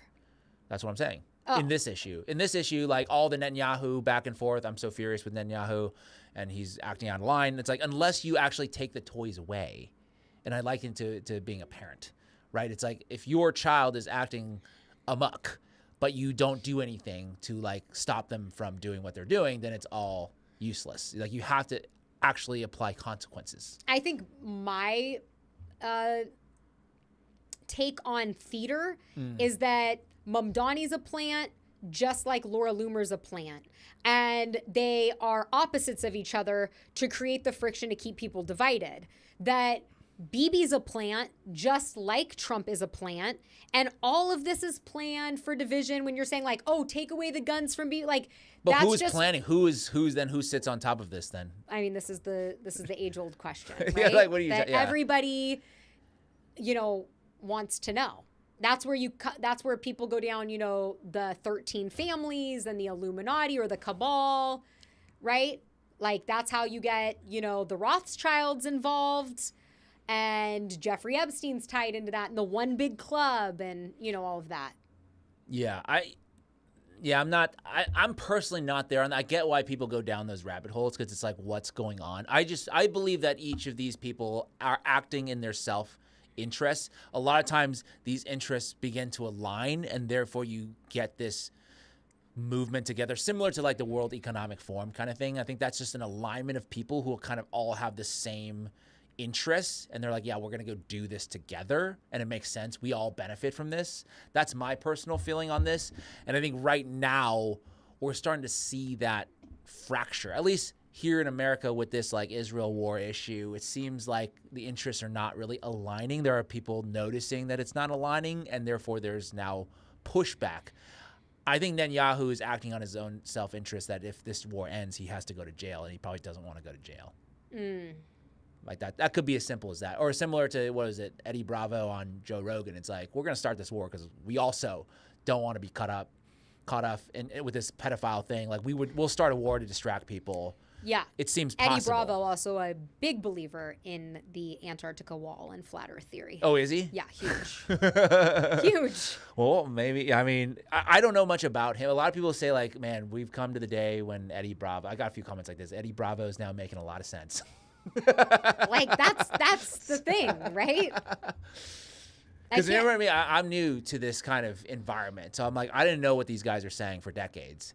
And so people are like, dude, this guy has been like a fringe dude for a long time, and now all of a sudden he's on Joe Rogan. He's making so much sense about geopolitics. Well, and I think that's why, I know I was getting like a lot of hate in the comments that I was like spewing bullshit, but I think that's why like the weirdest conspiracy theories that like Oliver Tree could be Rob, or that it has to do with Antarctica and like the UFO people, or the explosive Mike theory. Yeah. It almost feels like we are living in a time where in a few months, 6 months, a couple years from now, all of those crazy theories all of a sudden are like, wow, that was true. Do you know what I mean? Like, nothing's really, you can't really rule anything out. Well, there's so much motive for all this stuff. Yeah. Speaking of Charlie Kirk and Trump, right? This is in the book that we were talking about last week. The Maggie Aberman and Jonathan Swan, New York Times reporters, wrote this new book, and they're saying initially Trump was trying to blame the Charlie Kirk murder on Iran. which was like Fox's like first. that was And I'm like, now Tyler Robinson's been linked to Tyler Robinson. Now you know that why it's bullshit. It's because he's been linked to Iran, he's been linked to China, and he's been linked to Cuba.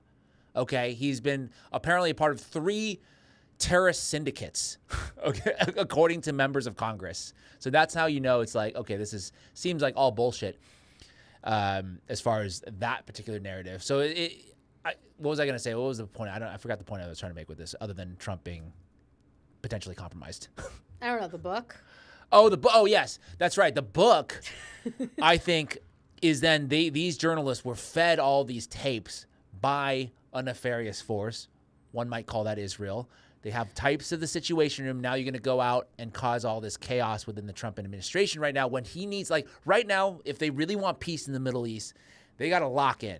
Okay, now is the time to lock in. Everybody's at the negotiating table. Get this shit done. And all of a sudden, this book comes out with all this chaotic information about the Trump administration, people backstabbing one another, all kinds of salacious things being said, JD having beef with whoever else, within the Situation Room. And then now it seems like this administration's in chaos. And then what that creates is like, none of those people trust each other. Like, oh, does this guy have ulterior motives? Like, can I trust JD? Can I trust Steve Witkoff? Tulsi Gabbard's gone. Everybody's leaving. So I think that is purposeful injection of chaos into an administration. Right now, it's like if they want to secure peace, if they want to solidify their legacy, you just got to lock in that peace deal right now. Yeah, and it doesn't seem like Israel is going to go down easy. A lot of people are saying a false flag is incoming. I think that this is Alex Jones, 18 minutes. No. We are. I'm just gonna read the here. We'll put it up. Yeah. Top here. So Tucker Carlson went on Alex Jones and warned that the Israeli government has sent clear signals that they are preparing a massive 9/11 style false flag that could go nuclear. Now, I do want to say Laura Loomer is also claiming that there is going to be a 9/11. She's been talking about that for a long time. She didn't say false flag. She says terror attack. Mm-hmm. That's really the only difference between her and Tucker. But they both are saying there's going to be like some 9/11 attack. And this has been really a narrative now for the last several years, at least 3 years with the open borders. But borders are closed now. It's shut. But they're in, right? I'm just saying, like, that's when all of this started. When all of these, ex-military guys were going on Joe Rogan saying, we've let in all these terrorists and all these sleeper cells. And so anyways, yeah. And Tucker is saying that Israel has one trump card. It's nuclear weapons. I can't ever say that word, and I don't want to get trolled. Well, there's that guy some Israeli spy person. I don't know why they do these kinds of things. They just go to these conferences and they say the most insane shit you've ever heard in your life, saying that they're going to go like full Samson option on people. Why do they even broadcast this in public? I know the clip. Yeah, you got pulled. I mean, you could do you could go the theater route. They're trying to scare you, or the Sam Tripoli route, that they're just bluffing, that they don't have these weapons, but they want you to think that they do, right? It's like a poker game. Right, but you think this guy right here, I'm just going to pull this guy out. He doesn't even have to say anything. Do you think this guy's going to make somebody more pro-Israel or anti-Israel? I mean, I don't know. So this clip, he's saying that, the United States better get in line because Israel has secret weapons. And we've already uncovered that they have explosive road mics. So I don't know what he's going to say they have, but... Existence is not negotiable. And it does not depend on superpowers or the public opinion. And if they keep pushing Israel to the corner, they are the ones who are going to suffer the most. Israel hasn't used everything that it has. And Israel, on a purpose, did not expose the advanced weapons that it has for a very important reason. We don't want the enemy to know what we are having. And now, at this point, we're just playing around. So this is the clear message to those who think that they can annihilate Israel. Behind Israel is existence. Yeah, I mean, you hear that. And what do you think? I think we gotta we got to get rid of these guys.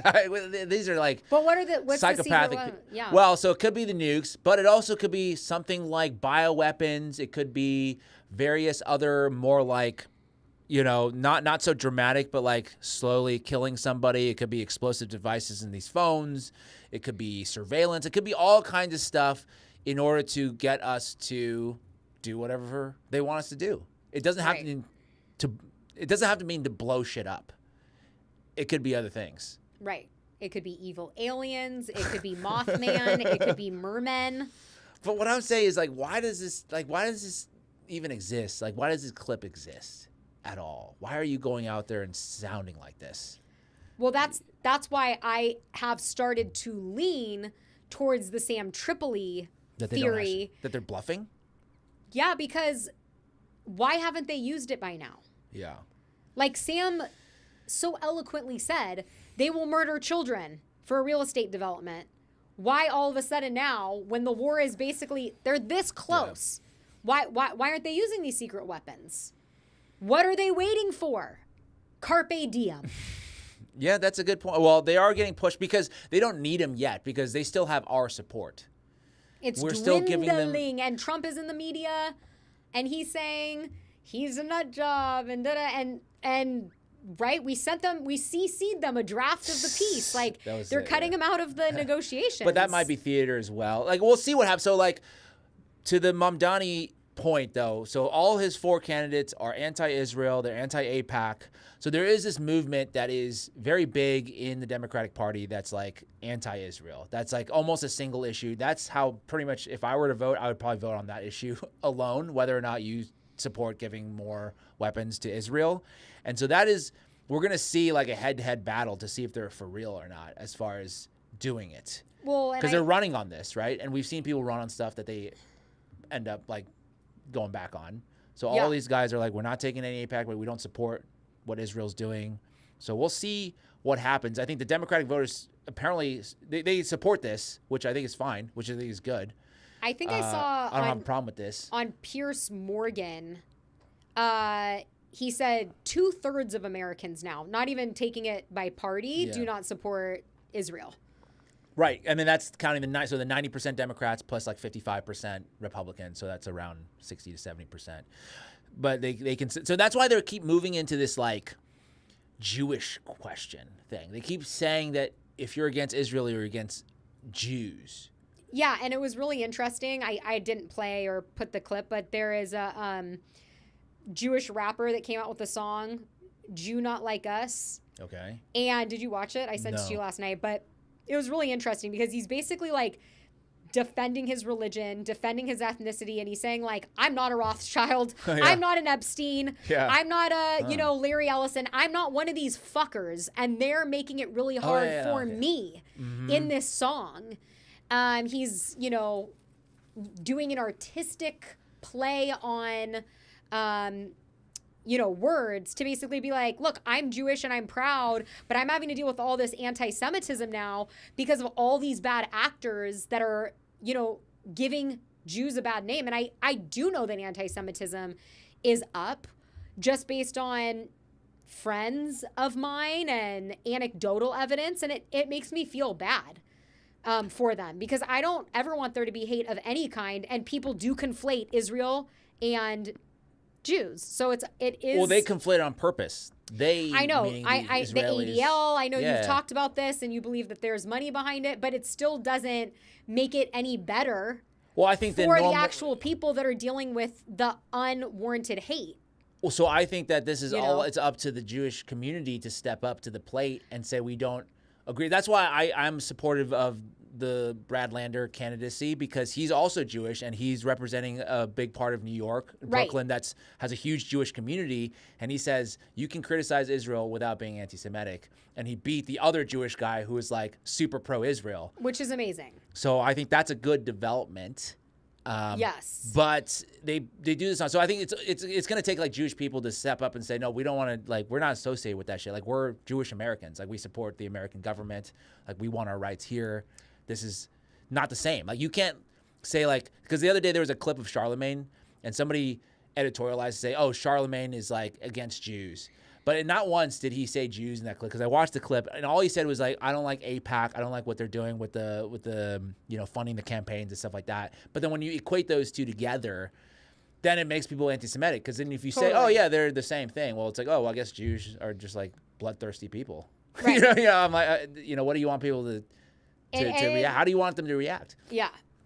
It's and then the people are now talking about the Goyslop that was trending yesterday. Okay. Goyslop. So yeah. The definition of Goyslop is just like unhealthy foods that are supposedly, allegedly being fed to normal goy by Jewish owners. That's what it's supposed to be? Yeah, here, Well, go play that clip. Play the clip. Goyim, I had put in here. Play the clip. Play the goy, the Jew boy. I wonder if this is going to be the clip that I have. Oh, no. Play this one. He's going to explain. It's not healthy of everything. The general of everything. The Jews are putting harmful chemicals into food. They're making unhealthy food so that the Goyim, you guys, could consume it and then become stupider, weak, dumb, fat, lazy, right? And you sort of see when you go into these stores, all of these processed foods with all of these artificial crap that's terrible for you. Stuff like McDonald's, right? Where some of the stuff in this food is literally, it should not be entering your system. It's just terrible. It's just not healthy for you. And the Jews are feeding it to you. They're feeding it to the Goyim to make them weak and stupid so that essentially the Jews have full control of everything. The Jews are I putting... don't understand, okay. So that's what it means. So now the young people are using it as a pejorative in a sense. They're using, if you go to the one that says Goyslop right next to that, they're using... I wanted to play this one. Oh, okay, play it. That I found on my feed after you were talking about it. Have you seen this? If you go through all the fast food chains, they all have some dark, insidious origin. Now we have the 7-Eleven food chain. Do you guys know what the 7-Eleven brand of foods and desserts is called? What? Go Yum Foods. Oh, Goyim. Wow. Go That's Yum. so funny. Literally Goyim Foods. If you go get... What? No, I mean, that's kind of crazy. Yeah, I know. It's getting a little bit uncomfortable, I suppose. So do I think that's true? I don't personally buy into the Jews are trying to get us unhealthy. Well, that would mean that they're running the world, right? So that is, I guess, what it was. I thought the word was fed slop, where it just meant Goyim is a Jewish word, a Hebrew word for non-Jewish. So I thought it just meant non-Jewish slop. I didn't know it meant specifically related to the food. Specifically, so if you go to the definition, the Goyslop definition, because the ADL is having a bit of a fit right now. Even Jack Posobiec is pushing back. So this is posted by the ADL. They're saying a slur doesn't stop becoming a slur because teenagers started using it. And so the ADL is saying that Goyslop is an anti-Semitic term combining goy, the Hebrew word that colloquially refers to non-Jews, with slop. Now, there's pushback on this particular definition. If you go up to Jack Posobiec's response, he's saying that interesting that Goyslop is labeled hate speech by the ADL, but not the word goy itself, an obvious ethnic slur. Because goy is an ethnic slur that Jews use against non-Jews. Yeah. So Goyslop is hey, this is slop that we're feeding to the goys. Yeah. So it's just... So this is once again another interpretation of the ADL that is not accurate. Also, I don't think I was showing the screen on this. Here we go. For the people who are wondering, Goyslop, apparently, so that they're defending their own racism in that particular definition, right? Because it's not a colloquial reference. It's it's a pejorative. It's derogatory. Yeah. I'm trying to remember still, there's a Hawaiian word for... Is it Hale boy? The Hales? If you're a white boy in Hawaii, a white surfer, I think it's Hale. Anyways, there's all these types of words, but... Let's see. I didn't know it specifically had to do with food. Hale Hale boys, yeah. Yeah, it means foreigner or outsider. Yeah. Apparently. Which is usually a white boy in Hawaii. So, anyways, the ADL. So now because the ADL has called it out, though, that gets me more people talking about it because they're wondering. So that's when I looked up. So I actually went and looked up, like, trying to do research about Goyslop, and that's how I found that guy that we just played, the rabbi-looking guy. Yeah. I don't know if he's a rabbi or not, but then that's when he was trying to explain to people like what the origins of the word was.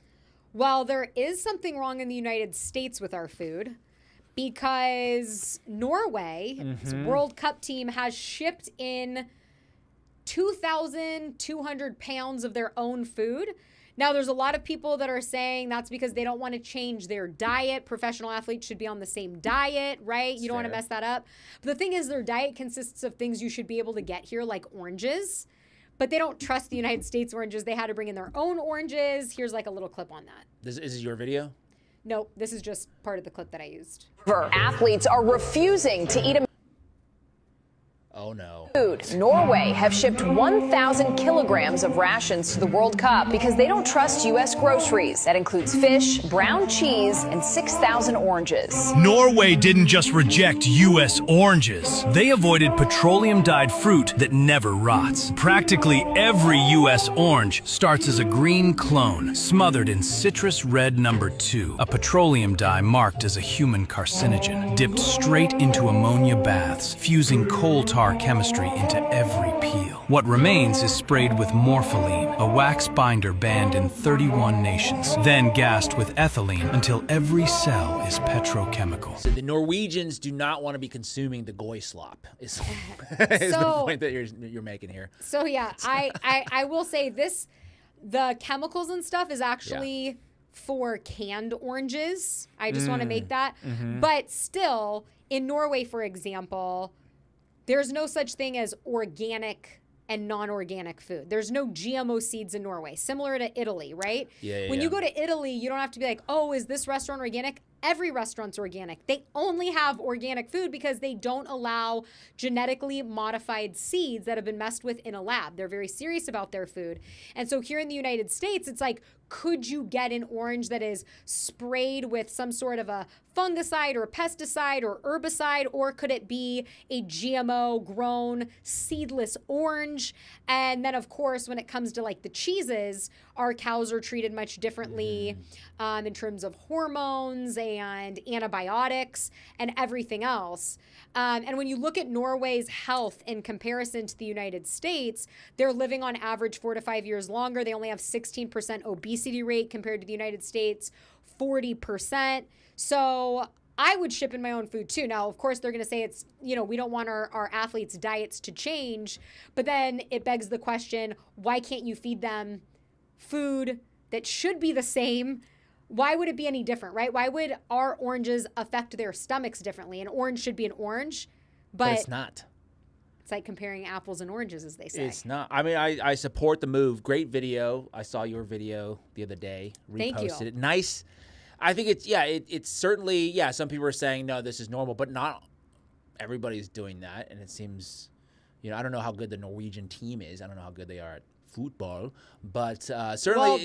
Well, apparently they've been kicking ass. Oh, right. Okay. And everybody's like, it's because they're not eating our shitty food. Well, the U.S. apparently is kicking ass, but we're used to all that. It's like. Yeah.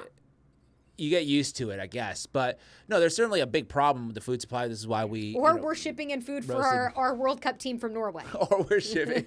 It's possible. That's why I was roasting RFK Jr. earlier, because he was supposed to go in and clean this up, and he has not done the job. Because in order to clean it up, you have to overhaul the supply chain. You have to farm in new ways.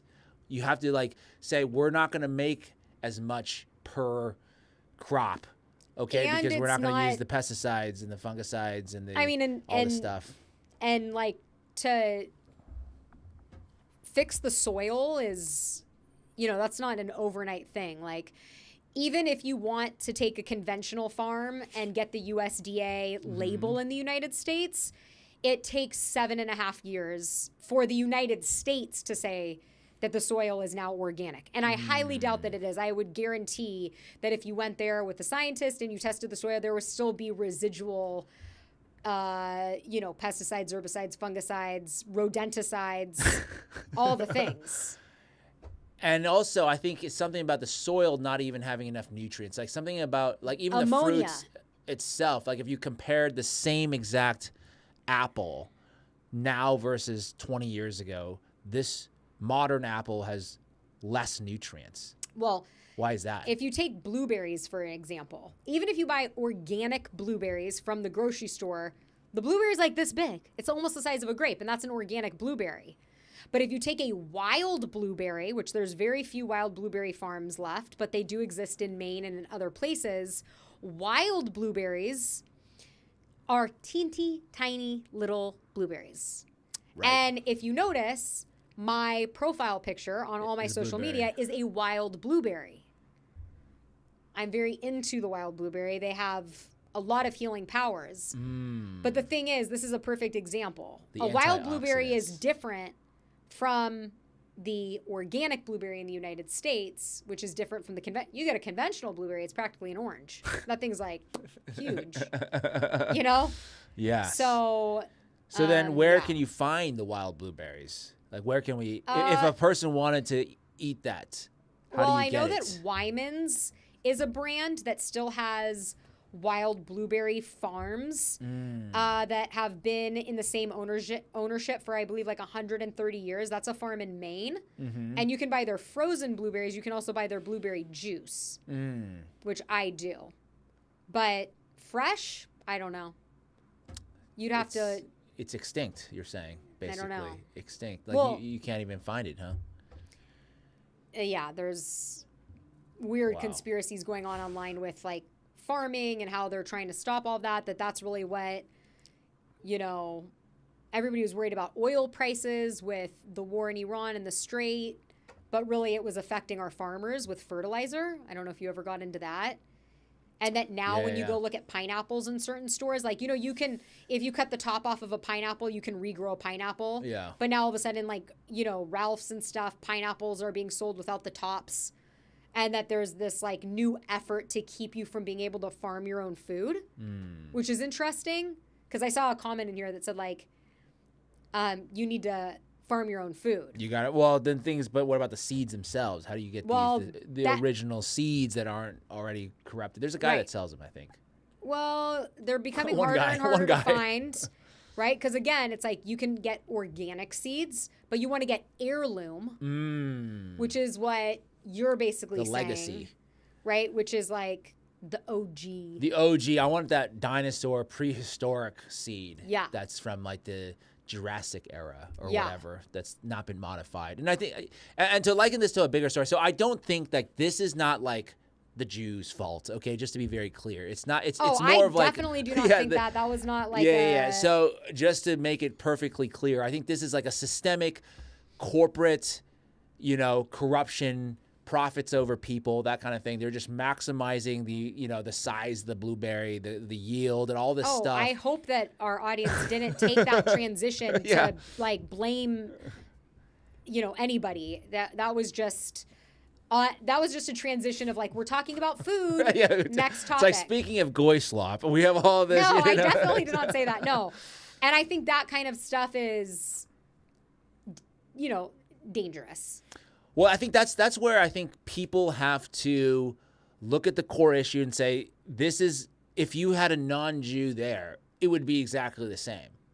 Their I guess, ideology is not a religious one. It's just we're going to make as much money as possible, whereas people, you know, in Italy, they care more about the food because there's a cultural component of it. And there's also a lot of pride there. Component to it. Yeah, but the government is responsive to the people. And they say, we care, even because the government, you know, they're made up of people, democracy. They're like, we care about the way pasta is made. We care about the way the wine is produced, the grapes, right? If you go to France, they said no irrigation whatsoever in all of these vineyards in Bordeaux. And I'm like, well, say that by doing that, you make the vines much stronger. Well, they could be wiped out with a bad season, which isn't good. But they're like, this is the purest way to do it. We're not going to inject like new like chemicals to keep them alive. It's like, if it's a bad year, it's a bad year. You know, that's how it is. Yeah. So I think there's much more of like a cultural history behind that. Whereas America is just like, we got to come here, we got to make a lot of money. So like whatever we got to do to make money, we're going to do it. But it's interesting because, you know, people now are noticing the effects that these chemicals are having on our systems. Yeah. And like for me, for example, like I don't really drink as it is, but if I do, it ain't going to be wine or champagne, which it wouldn't be real champagne, sparkling wine from the United States. I can immediately taste it and know I would get acid reflux. And it's the sulfites and it's the different chemicals. It's very different drinking wine from Italy or France and these people that produce their products organically. There is a noticeable difference. I know it sucks. It sucks because I'm a big beer guy. I love beer. And I'm not a big beer guy in terms of like, I don't love craft beers. Like, I don't really care about that shit. I just like normal beer. And in the US, over the last couple decades, they've started to introduce high fructose corn syrup as like an adjunct when brewing these beers, which is not a part of because in Germany, if you go to the OG German, it's like there's only 4 ingredients in it. There's water, yeast, hops, and wheat. Wheat is for a specific type, but it's like water, yeast, hops, and barley. Exactly. Water, yeast, hops, and barley. And then now there's like in the US, because it's cheaper to introduce high fructose corn syrup into the production process. That's what they use. And they're like, oh, don't worry about it. It burns off, whatever, in the fermentation process. It burns away. And I'm like, well, does it all burn away? And so then I'm like, is this beer? Because to me, I'm fine with, because like beer's been around for thousands of years, right? I don't think there's inherently anything wrong with like drinking beer for your health. It's been here for a long time, but it's like, is the beer today the same as the beer of like the 11th century? I don't know. Well, same with the wine, right? Well, and that's the thing. It's like you can go to Montepulciano in Italy where they have the noble vines. Yeah. And you know that for hundreds and hundreds of years, it's the same families, doing the same exact thing. It's grandpa and great-grandpa. And, now in the United States, they're trying to take these farms and do it the way, right? Yeah. The old, what do they call it? But anyways, what I was going to say about the beer that's interesting. Yeah. I did a story in 2023 when I first started my TikTok. It was the first story I ever made money on. When I first got into the creator program, it was banned, but then I won the appeal. But Bill Gates had bought a large share in all of the beer companies. And he was convincing the beer companies to use the barley and the wheat from his crops using his what he calls his magic seeds, which are his GMO seeds. And so it's interesting now that corn syrup's being involved. These are all things that are not, they're banned in other countries. So, wow, that's not ideal. I don't like the sound of that. That's why, like, I talked about this in our last episode. I think the movement away from alcohol, I don't even know if it's good for society, because there's a lot of anti-alcohol right now for some good reasons, but I think people are replacing alcohol with like even more potent substances, whether it be like, back in the 50s, like people who drink, they're like slamming 12 Budweisers. Or it's because this generation can't even afford it. They're like, they can't, they're still living in their mom's basement. Economy's so bad, they're like, I can't even drink. Well, the point, the analogy I was going to make is that back in the days, the dad that's like chugging 12 beers, he's chugging 12 Budweisers. Nowadays, the young kids are drinking like Buzz Balls or like Beatbox. I don't know if you've seen these like weird ass drinks. I'm like, this is alcohol, yes, but it's like not regular alcohol anymore. It's people. I don't know if people are like drinking or doing drugs instead of drinking, right? It's interesting. I actually was talking to one of my neighbors who I played pickleball with. I played pickleball for the first time last Saturday in 3 months, and it was glorious.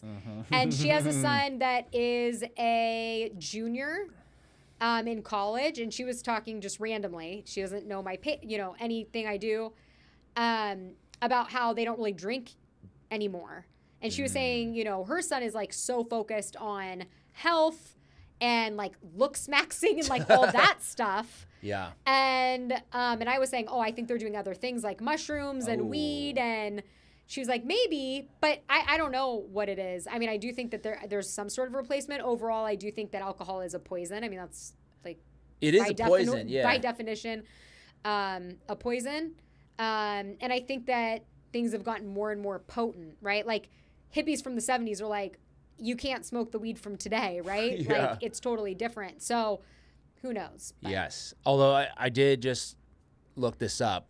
The Gates Foundation Trust purchased 1.7 million shares in the parent company of Budweiser and Bud Light. Yeah, I know. I did the story in 2023. Damn. You doubted me? Well, I'm just checking. I'm just, because you say something, I'm just like, oh shit, I didn't hear about that.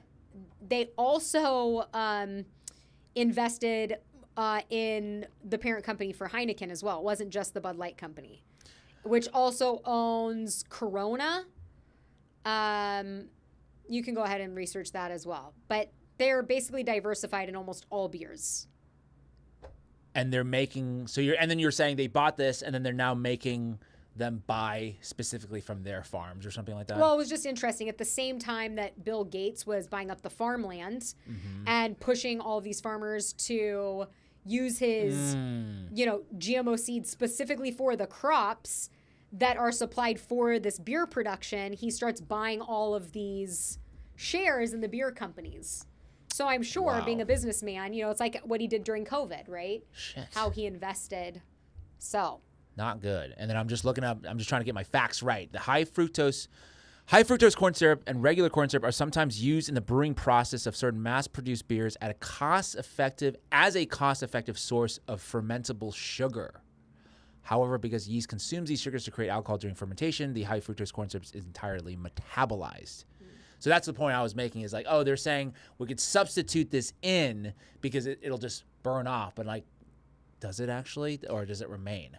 Well, it's like Diet Coke versus regular Coke, right? A lot of people, like our grandparents would say, you're better off just drinking the Coca-Cola that has the real sugar versus drinking aspartame, which there's studies for 2-3 decades now that show that aspartame is a carcinogen and rapidly grows tumors in rats. Oh. So, I mean, it's one of those things, right? It's like there's no such thing as a shortcut. Wow. And this is funny too. It says that Bud Light a few years ago ran an ad against Miller for using high fructose corn syrup in their production process. However, they also themselves use it in some of their own beers. Typical. So how do we solve this problem? And how do we end also, this? by the way, Bill Gates, when he bought these shares, it was right after the Dylan Mulvaney Bud Light advertising. So he was buying the company very low. Buy low. Yeah, he was buying very, very low. Which is smart. Speaking of the guys, in terms of, did you watch that show Owning Manhattan on Netflix? No. But anyways, there's a famous, the guy on the show is Ryan Serhant, but he's been anyways, $1 million listing. Yeah, so he has been commenting on the Mamdani stuff, and he's like, I don't give a fuck. Like, people because right now they're saying people need to move from New York City. This is going to become so bad. Yeah, he had originally said everybody's going to move to Florida. But no. He's actually saying this is great for me because I'm buying in. It's like, people want to leave. That's fine, because this is the time when the market gets going. I'm going to be able to get in on the action. And he originally said people were fleeing. The billionaires were fleeing. But now he's taking advantage of that. So, like, and by the way, I looked this up. Real estate prices, not to defend Mandani, but has been going up since his Everything's election. Going up because of inflation. Well, real estate is, I guess, the market. It What I'm saying more is, dollars to buy anything today. Yeah, but I'm saying the market has not collapsed because Mamdani is running New York. Like, people still want to be there. It's not like some crazy hellhole that. Except for Spurs fans who are getting jumped in the street. Look, that was, I mean, I don't know what. Okay, so. It was funny because on one of the episodes you were like, it really looks like Mamdani's police has it under control. And then I was like, really? I went home, I'm like, there's several videos of them lighting cop cars on fire and like they're destroying everything. No, yeah, that's the part I didn't get. It's like, is this condoned? Is like, you can destroy the school bus, it's fine kind of thing? Like, we allow you to destroy this? Because I saw so many of these clips, people climbing up on these light posts and all this, on the traffic lights, they're taking it down. And I was just wondering why they would allow that. I would say that they don't have it under control. They probably didn't. But look, people allow are it. obviously, like, the people who live in New York obviously voting for the Mamdani candidates, and we don't know why. You know, they could. I mean, I agree with it because I agree with the Israel issue. This could be the same with the Trump folks voting for Trump endorsed candidates in Kentucky, right? That's like their guy. What is this? What did you pull out? I didn't know if you saw this. I figured we were in our random section. We now. are at okay. Yes. Even though we skipped quantum computing, we have to do it. We have to come back to that next time. We can't do it justice in 2 minutes. which, just so you know, can get into time travel. But Which do you believe is real or not? time travel? Yeah. Yeah, I think that, I think it was Einstein that said that time's not linear. Mm-hmm. So I'm sure there is a way. We gotta get. I mean, one of my favorite movies of all time is Back to the Future. Love. Same. I can watch Do you that like over 1, and 2, over. and 3 best? 1, obviously. 1 is the best. You always like the first. The first is always that. Second one is okay. Third one kind of sucked. That's the Western one? Yeah. I bought a cowboy hat yesterday. There Off you go. topic. Yeah. Inspired by Love Island. I was like, I need this for my bikini over the. I just felt like Yeah. it was an accessory that I needed for the I summer. have to tell you, this is. I watched an episode last night. I nobody asked you to.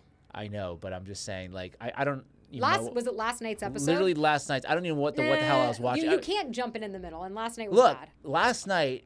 You see the thing with the heart challenge? rate? Yeah. Where like they were just having a full on Orgy. Yeah. Yeah, I know. That's why I watched I'm the like, show. what is this show? Anyways, Alexis Wilkins, I just featured performer at the what is this? Is it the 4th of July thing? yeah. Yep, America 250. She's finally getting. They can't get any other country people to do this, like actual country I'm people. sure they can, but I just saw this and I was like, I'm putting it on the show for tomorrow. This is like perfect. The National Mall. Oh, this is today. It says June 24th. I wanted you to know that when you go home, you should turn it on and watch your favorite artist. I know. Well, I want to create this shirt that Oh, says like God. my favorite honeypots and just have I'm gonna distance myself from you before then because you will get sued. by her. You barely missed the suit last time I know. because of people. Now you want to come out with the shirt. My All- favorite. Come on, that's a fun shirt. My favorite honeypots. I And mean, it's I'll like be- her and Erica Kirk. Monica Lewinsky. Lance Twigs.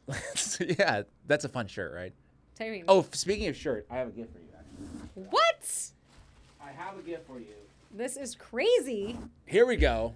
Oh my goodness. There it is. What is this? This is part of my new merch line, America 250. I love it. And it's a crop. There you go. Thank you so much. You made this? No, I am actually working with Never a good war, never a bad piece. I love it. Yes. It's cute. It's very cute. Yes, I'll be wearing it. I'm working Thank with a you so designer much. on that. Yes, a guy is like helping me with my merch now. Do you have an extra small? I don't. Okay, well, I'll take this. You can go baggy. I'll shrink it. You can go. No, you know what I'll do? Is I'll wear it, and then what you do, Yeah. Oh, you take tie a it rubber up. band, and you do a little tie. Yeah. But it's perfect. Yeah, I didn't realize how small you are. I guess you're tiny. Oh, my small is pretty small. Small looks pretty small. You should see. But I guess X. So you normally wear extra small, XS. I do. Okay.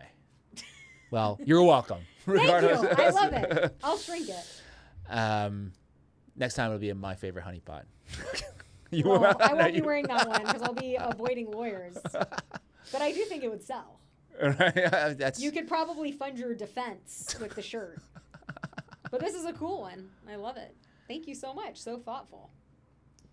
You're welcome. Speaking of America 250, I want you to have it's a nice shirt to celebrate. Who knew I was going to lead you in Yeah. to... America 250. What else is there? Random. I feel like this was something... Oh, nah, I don't feel like it. No. It's... Did you see the Usha pat? I did see that. I was Oh. trying to. Yeah, the one where JD Vance tapped her on the knee. Yeah, and everybody's like... What do you think about that? That's right. Today's special reader is my husband, Vice President of the United States, J.D. Vance. Thanks for joining us today, honey. Of course. Good to see you. What do you think about that? Do you think that's people are reading into it too much, or is that like? Because some people say he's with Eric Kirk right now. I mean... Some people, not me. It's going on the shirt. I think it does seem awkward. Oh my God, look how hilarious. What? Just popped up. What this? Me on your ex. Oh yeah. Well, this is a guy who's stealing your videos. Like you should get credit for these videos. I mean, this is just. At least he should link you. I know he never does. Right? It's like if you want to post your video, you should be like, hey, this is. See, this is from today, ladies and gentlemen. Yeah. No, it's blown up. All right. All right. Look. Let's not get flagged at the end of the episode here. I think I might. Anyways, I'm not even going to talk about this. But do I think the pat was weird? Yes, but then I also feel like, could I be pat by my husband that way? Probably. Yeah. I think right now there's an anti JD Vance campaign going on right now because he's going out there trying to get the peace deal. Anything to thwart peace at the moment. So I'm going to cut him some slack on that one. But then, of course, he did call out Israel. That's what I'm saying. In a weird change of events, and everybody's like, "Is he just got? He's just trying to win midterms?" That's what like all the comments. And it could be. Could be trying. I think there's that's pretty. Oh, speaking of, I was going to talk about the FIFA. One thing. This is why I don't like soccer. I apologize for folks who like soccer. Just say why soccer sucks. Where are you? FIFA. I know where. Under random? No, under FIFA. Oh. There's a why soccer sucks. And this I didn't know you created a whole FIFA tab. I created a whole FIFA. Oh no, that post is no longer available. This has been happening a lot. Oh, yeah. Speaking of, unbelievable. We talked about the golf content creator last week. Yeah.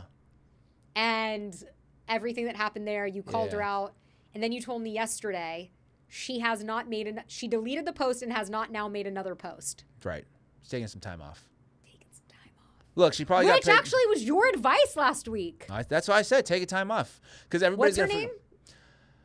Swaggy Laggy Golf Daddy. I wonder what her real name is. Good to see you in the chat. Sienna.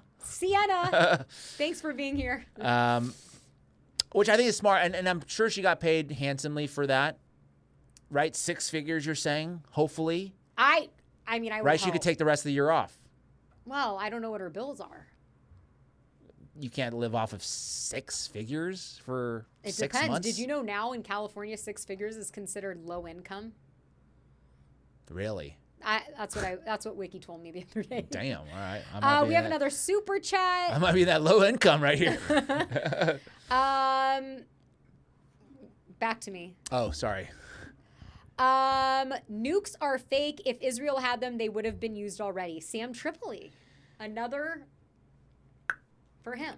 Yeah, I mean that's a fair point. That means like they had a lot of opportunities to use it. Lots of opportunities. They could have just flashed one over, a tiny one at Iran. Just boom. Right, and then like I would want to do more research on like the Samson option, like who wrote it, who funded it, right? Like would they have gotten that narrative out there as another bluff? Seymour Hersh was the one that said that the United States bombed the Nord Stream pipeline. Well, Seymour Hersh was the one that first reported on the Samson option as well. Yes. I was just tying that to what I know him from. Yeah. But I wonder, right? Like, where is that information coming from? Was he given a recording? Yes. All these guys that are the elite journalists are always given this Israeli thing. Here, we need you to put this out right now. That kind of thing. Compromised. Speaking of aliens. This is the which one we weren't. This is the one you want to end on right here? No, but I was just Elon Musk. I was an alien. He's had all these tweets. Yeah, but he's just being he's a quirky guy. He's like got Asperger's, Personally, I think he definitely could be a hybrid. We're all hybrids. That's my theory. No, I'm not. I'm 5'1". Do you ever get sunburned? Answer the question. Answer it. Ever? Yes. Yeah. No. Well, then that means you're a hybrid. Because there's no other animal on Earth that gets sunburned. Yeah, but that's unique to humans. Because they're hybrids of extraterrestrials that are not native to this planet. You don't like this? That we are aliens. We're part all alien. Of us. Yes. I agree. We probably didn't come from here. That's what I'm saying. And we're all hybrid. Some kinky person back in the days was like, we're gonna cross with an alien. I don't even think that's what happened. No? No, I think that like we were dropped off here, potentially. Yeah, but what about the people who are already here? they got to cross-pollinate that. I think both could be happening, right? That's my conspiracy. If you want to consider me a conspiracy theorist, that would be But that not one I believe every in. race burns. Because they've had the years of being in Africa, and I'll just stop there. Let's end the episode. let's finish up. We're gonna get in Last trouble. comment. James has finally flipped to the conspiracy side. Finally. Anyways, I always thought the way that Elon, have you noticed with these tech guys, there is a weird cadence and dialect to the way they speak. There's an non-human cadence that they all speak in. Right. Elon Musk, Peter Thiel, Yes. Sam Altman, Mark Zuckerberg. Bill Gates, Zuckerberg. They're all like weird, but is it because they're Oh. nerds or whatever? Or is it because they're alien? I don't know, but speaking of Mark Zuckerberg, this was one of my Oliver Tree clips. Okay, here we go. Oh, it's gonna fuck up the mark. Excuse me? It's gonna fuck up the march. We can't put anything about Mark Zuckerberg in this. Here I come. Oh, here I come. Oh. Wow. We made millions already. You and Mark. No. I'm working personally doing private equity, but Wow. I've worked with Mark So on you- the point. that's why you got- Point. It was crazy. They took him away in a stretcher. He was on the ambulance, and they were driving him out of there. And I was looking. I was like, "Is Zuck gonna be okay?" He's a partier. He's a big partier. Yeah, you wouldn't think that. I know, and he doesn't have any limits, and he's big into the. Is he? I didn't know that. I didn't know that about him. I went to college for it. I have a bachelor's Computer science. computer science, Yep. but music I technology remember this now. specifically. This is Harvard? No, Yale. Yale. So when I went to Yale, it was only 1 year. Same shit. I did the last year at Yale, and then you get the degree. Dude, you gotta be smart to get into Yale. Well, that's the hard part, yeah. I mean, I also did some background. I have a lot of background in finances. That's kind of my specialty. He didn't go to Yale. He said he did his last year there to get the degree there. What? No, he didn't. You're going to have to research this offline, but... No way. No, he did not go to Yale. I think he's trolling him the whole time. Let's see, higher education. No, he went to San Francisco State University. And say, did he do his last year for computer science at Yale? Okay, did Oliver Tree do his last year of computer science at Yale? Anyways, I could see that Mark Zuckerberg would be a crazy partier, and he did not. San Francisco State and then California Institute of the Arts. He did not ever attend Yale. He did not ever attend Yale. I think he was just trolling the guy. Maybe. Because he's like a funny troll guy. Yeah. He's... I honestly still don't know enough about him. Okay. But either way, I do think that I could see Mark Zuckerberg being in, maybe. There's a lot of celebrity blinds about Mark Zuckerberg. That he's, done with his wife. And as these stories were, coming out about his wife, he gave her that statue of her. Did you ever see that fountain? He made a fountain statue that he put, his front lawn of his wife. But all the celebrity blinds were saying that he was trying to pay money to F Kim Kardashian. He's obsessed with Kim Kardashian. And then he's into the UFC thing. And he's trying to become a different... He's trying to Bezos himself right now, right? Because Bezos was his wife for a long time. Well, he has in a lot of ways. If you look at an old Zuck pic and a new Zuck pic. Yeah. And look, we all have our glow-ups. Thomas Massey Yes. had a glow-up. People have glow-ups for whatever reason. But it doesn't... There's this trend on TikTok right now. And it's saying that millennials, Gen Z thinks that millennials look younger than Gen Zers, right? And then a millennial goes, why do millennials look better as they're getting older? And then the millennial's because we've already been ugly. And they cut to pictures of them in college. And I'm I could definitely do that video. Yes. Yes. All right. So I guess let us know what you guys think about the Oliver Tree situation. What more rabbit holes do you want to send Dani down? Look, I will just say that we got another super chat. So hold on. Hold your horsies. Only reason soccer isn't popular in the United States is because they can't sell ads during 45-minute halves, no commercials, no money to be made. Oh, wait a second. No. I actually put this on here. They are now introducing into the World Cup a 3-minute cooling period for the athletes to supposedly hydrate them. Okay, they have these hydration breaks now that are 2 times per half, and they've been inserting ads in there. In fact, I think Fox News, or sorry, not Fox News, Fox Sports, who has all the television rights for this, they're saying they're making $600 million off of these water breaks for the athletes, which is more than what they paid to even broadcast their to get the rights to broadcast it. Oh, did you want to put this on here? Oh, sorry. Yes. Let's put this on here. FIFA hydration breaks. Okay, they're saying that these athletes need like hydration breaks because it's really hot here or something like that. And so they've inserted these 3-minute breaks per half, and now they have way more commercial time. I mean, you got very excited at this. No, it's all about money. It is all about money, and I'm like, it says regardless of temperatures. yeah, exactly. So I'm like, did they pay? Because it's apparently like these scientists that are advocating for this because of the safety of the players. I'm like, players have been playing in hot weather forever. Like, what's the problem here? I mean, yeah. So now, and now it's already being dripped. The break should be longer. So prepare. Now we're gonna have basically. They're going to make it like a basketball thing where now we're going to have they have a halftime, but now we have quarters. We're going to have more breaks. It's ruined soccer.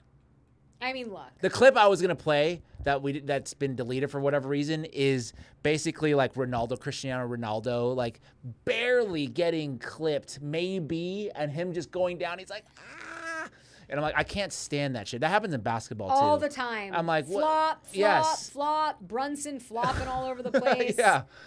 So I can't. They all are. They all do. Every player on both teams. It's like, what happened to like being a dude? You know, you never see this in women's soccer, or you don't see it. They do not flop like this. Interesting. It's only the men that flop. Speaking of women's sports, you know the WNBA's never made a profit. Yeah. And then I saw Theo Vaughn was there. Yeah. At some games, and I'm like, was that an ad? Like, yeah, was he paid to be there? Of course. Like, let's try to get people in it. The one sport for women that I think could have done well that they got rid of was the lingerie football league. What? The lingerie football league? I think I've seen that in the past. It was when we graduated college. Why do you think that would have done well?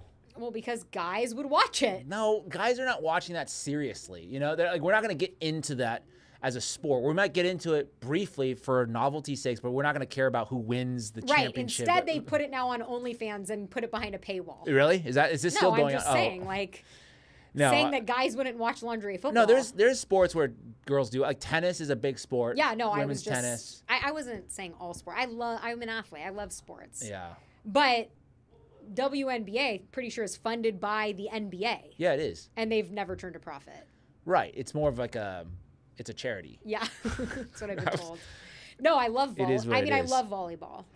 But yes, anyways, this 3-minute cooling period. So I think there's some kind of shenanigans behind the science here where maybe, like, you know how you can fund the science to say certain things? It happens all the time.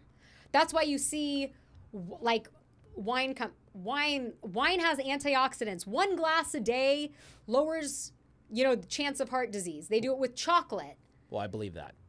Because I like those things. Right, exactly. They put these things out there, and if you really do the research, it's funded usually by a parent company that makes the products. So in this situation, I think FIFA has got some behind-the-scenes thing. Like these scientists are out there saying, "Oh, they need water breaks, of course, longer water breaks," and then now FIFA's like, "Oh, the science says we need to do this, so now we're inserting 3-minute breaks every 20 minutes or whatever so the players can get their rest and then we can run." It's just like the science said for 4 years during the Biden-Harris administration that climate change was going to be, the biggest threat to the future society, and now we have data centers sucking up the lakes in Utah.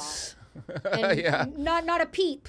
Yeah, not a peep. Let me see how much they're charging for this shit. I had an article. It says right here, Fox is positioned to collect at least $250 million from these mid-game windows with a plausible ceiling of $500 to $600, and that is more than Fox is believed to have paid less for the entire English language rights to the tournament than it may now earn from these breaks alone. So it's just from these breaks alone, not counting the halftime breaks. Oh, yeah. All the rest of the advertising that they have throughout the stadium, not including that, just these extra water breaks is enough to pay for the entire thing. There you go. Thank you for that super chat, by the way, reminding me of that. I put that in there. Popped out of his seat over that. Yeah. Well, thank you so much for being here, everybody. Well, I've been dying for a story that's not Israel related, so this one is. Oh, so now you're gonna. I'm like, yes. Oh, good. If anybody's going to VidCon, I think I'm gonna go on Friday. Oh well, way to dox yourself and get Mossad involved. No. Okay. They don't care about you. They care about me. James isn't going, so I'm gonna be safe. Good. Are you gonna make some connections for us? I'm gonna try. Get us some deals. I'm gonna try. I'm gonna try. Get us some guests on the show. I'm gonna do my best. Get us Aaron Parnas, Mr. Parnas. Exactly. Well, Tiffany's gonna be there, so maybe she'll take me around. Yeah, cool. We'll see. But anyways, if anybody's in Anaheim, DM me. Ooh. Like to say hi. Slide into those DMs. Yeah, although I never look at them. Right? There's so many requests. Like, oh, there's some people that you look at. I won't say who. The requests means you don't follow each other. My God. It's hilarious.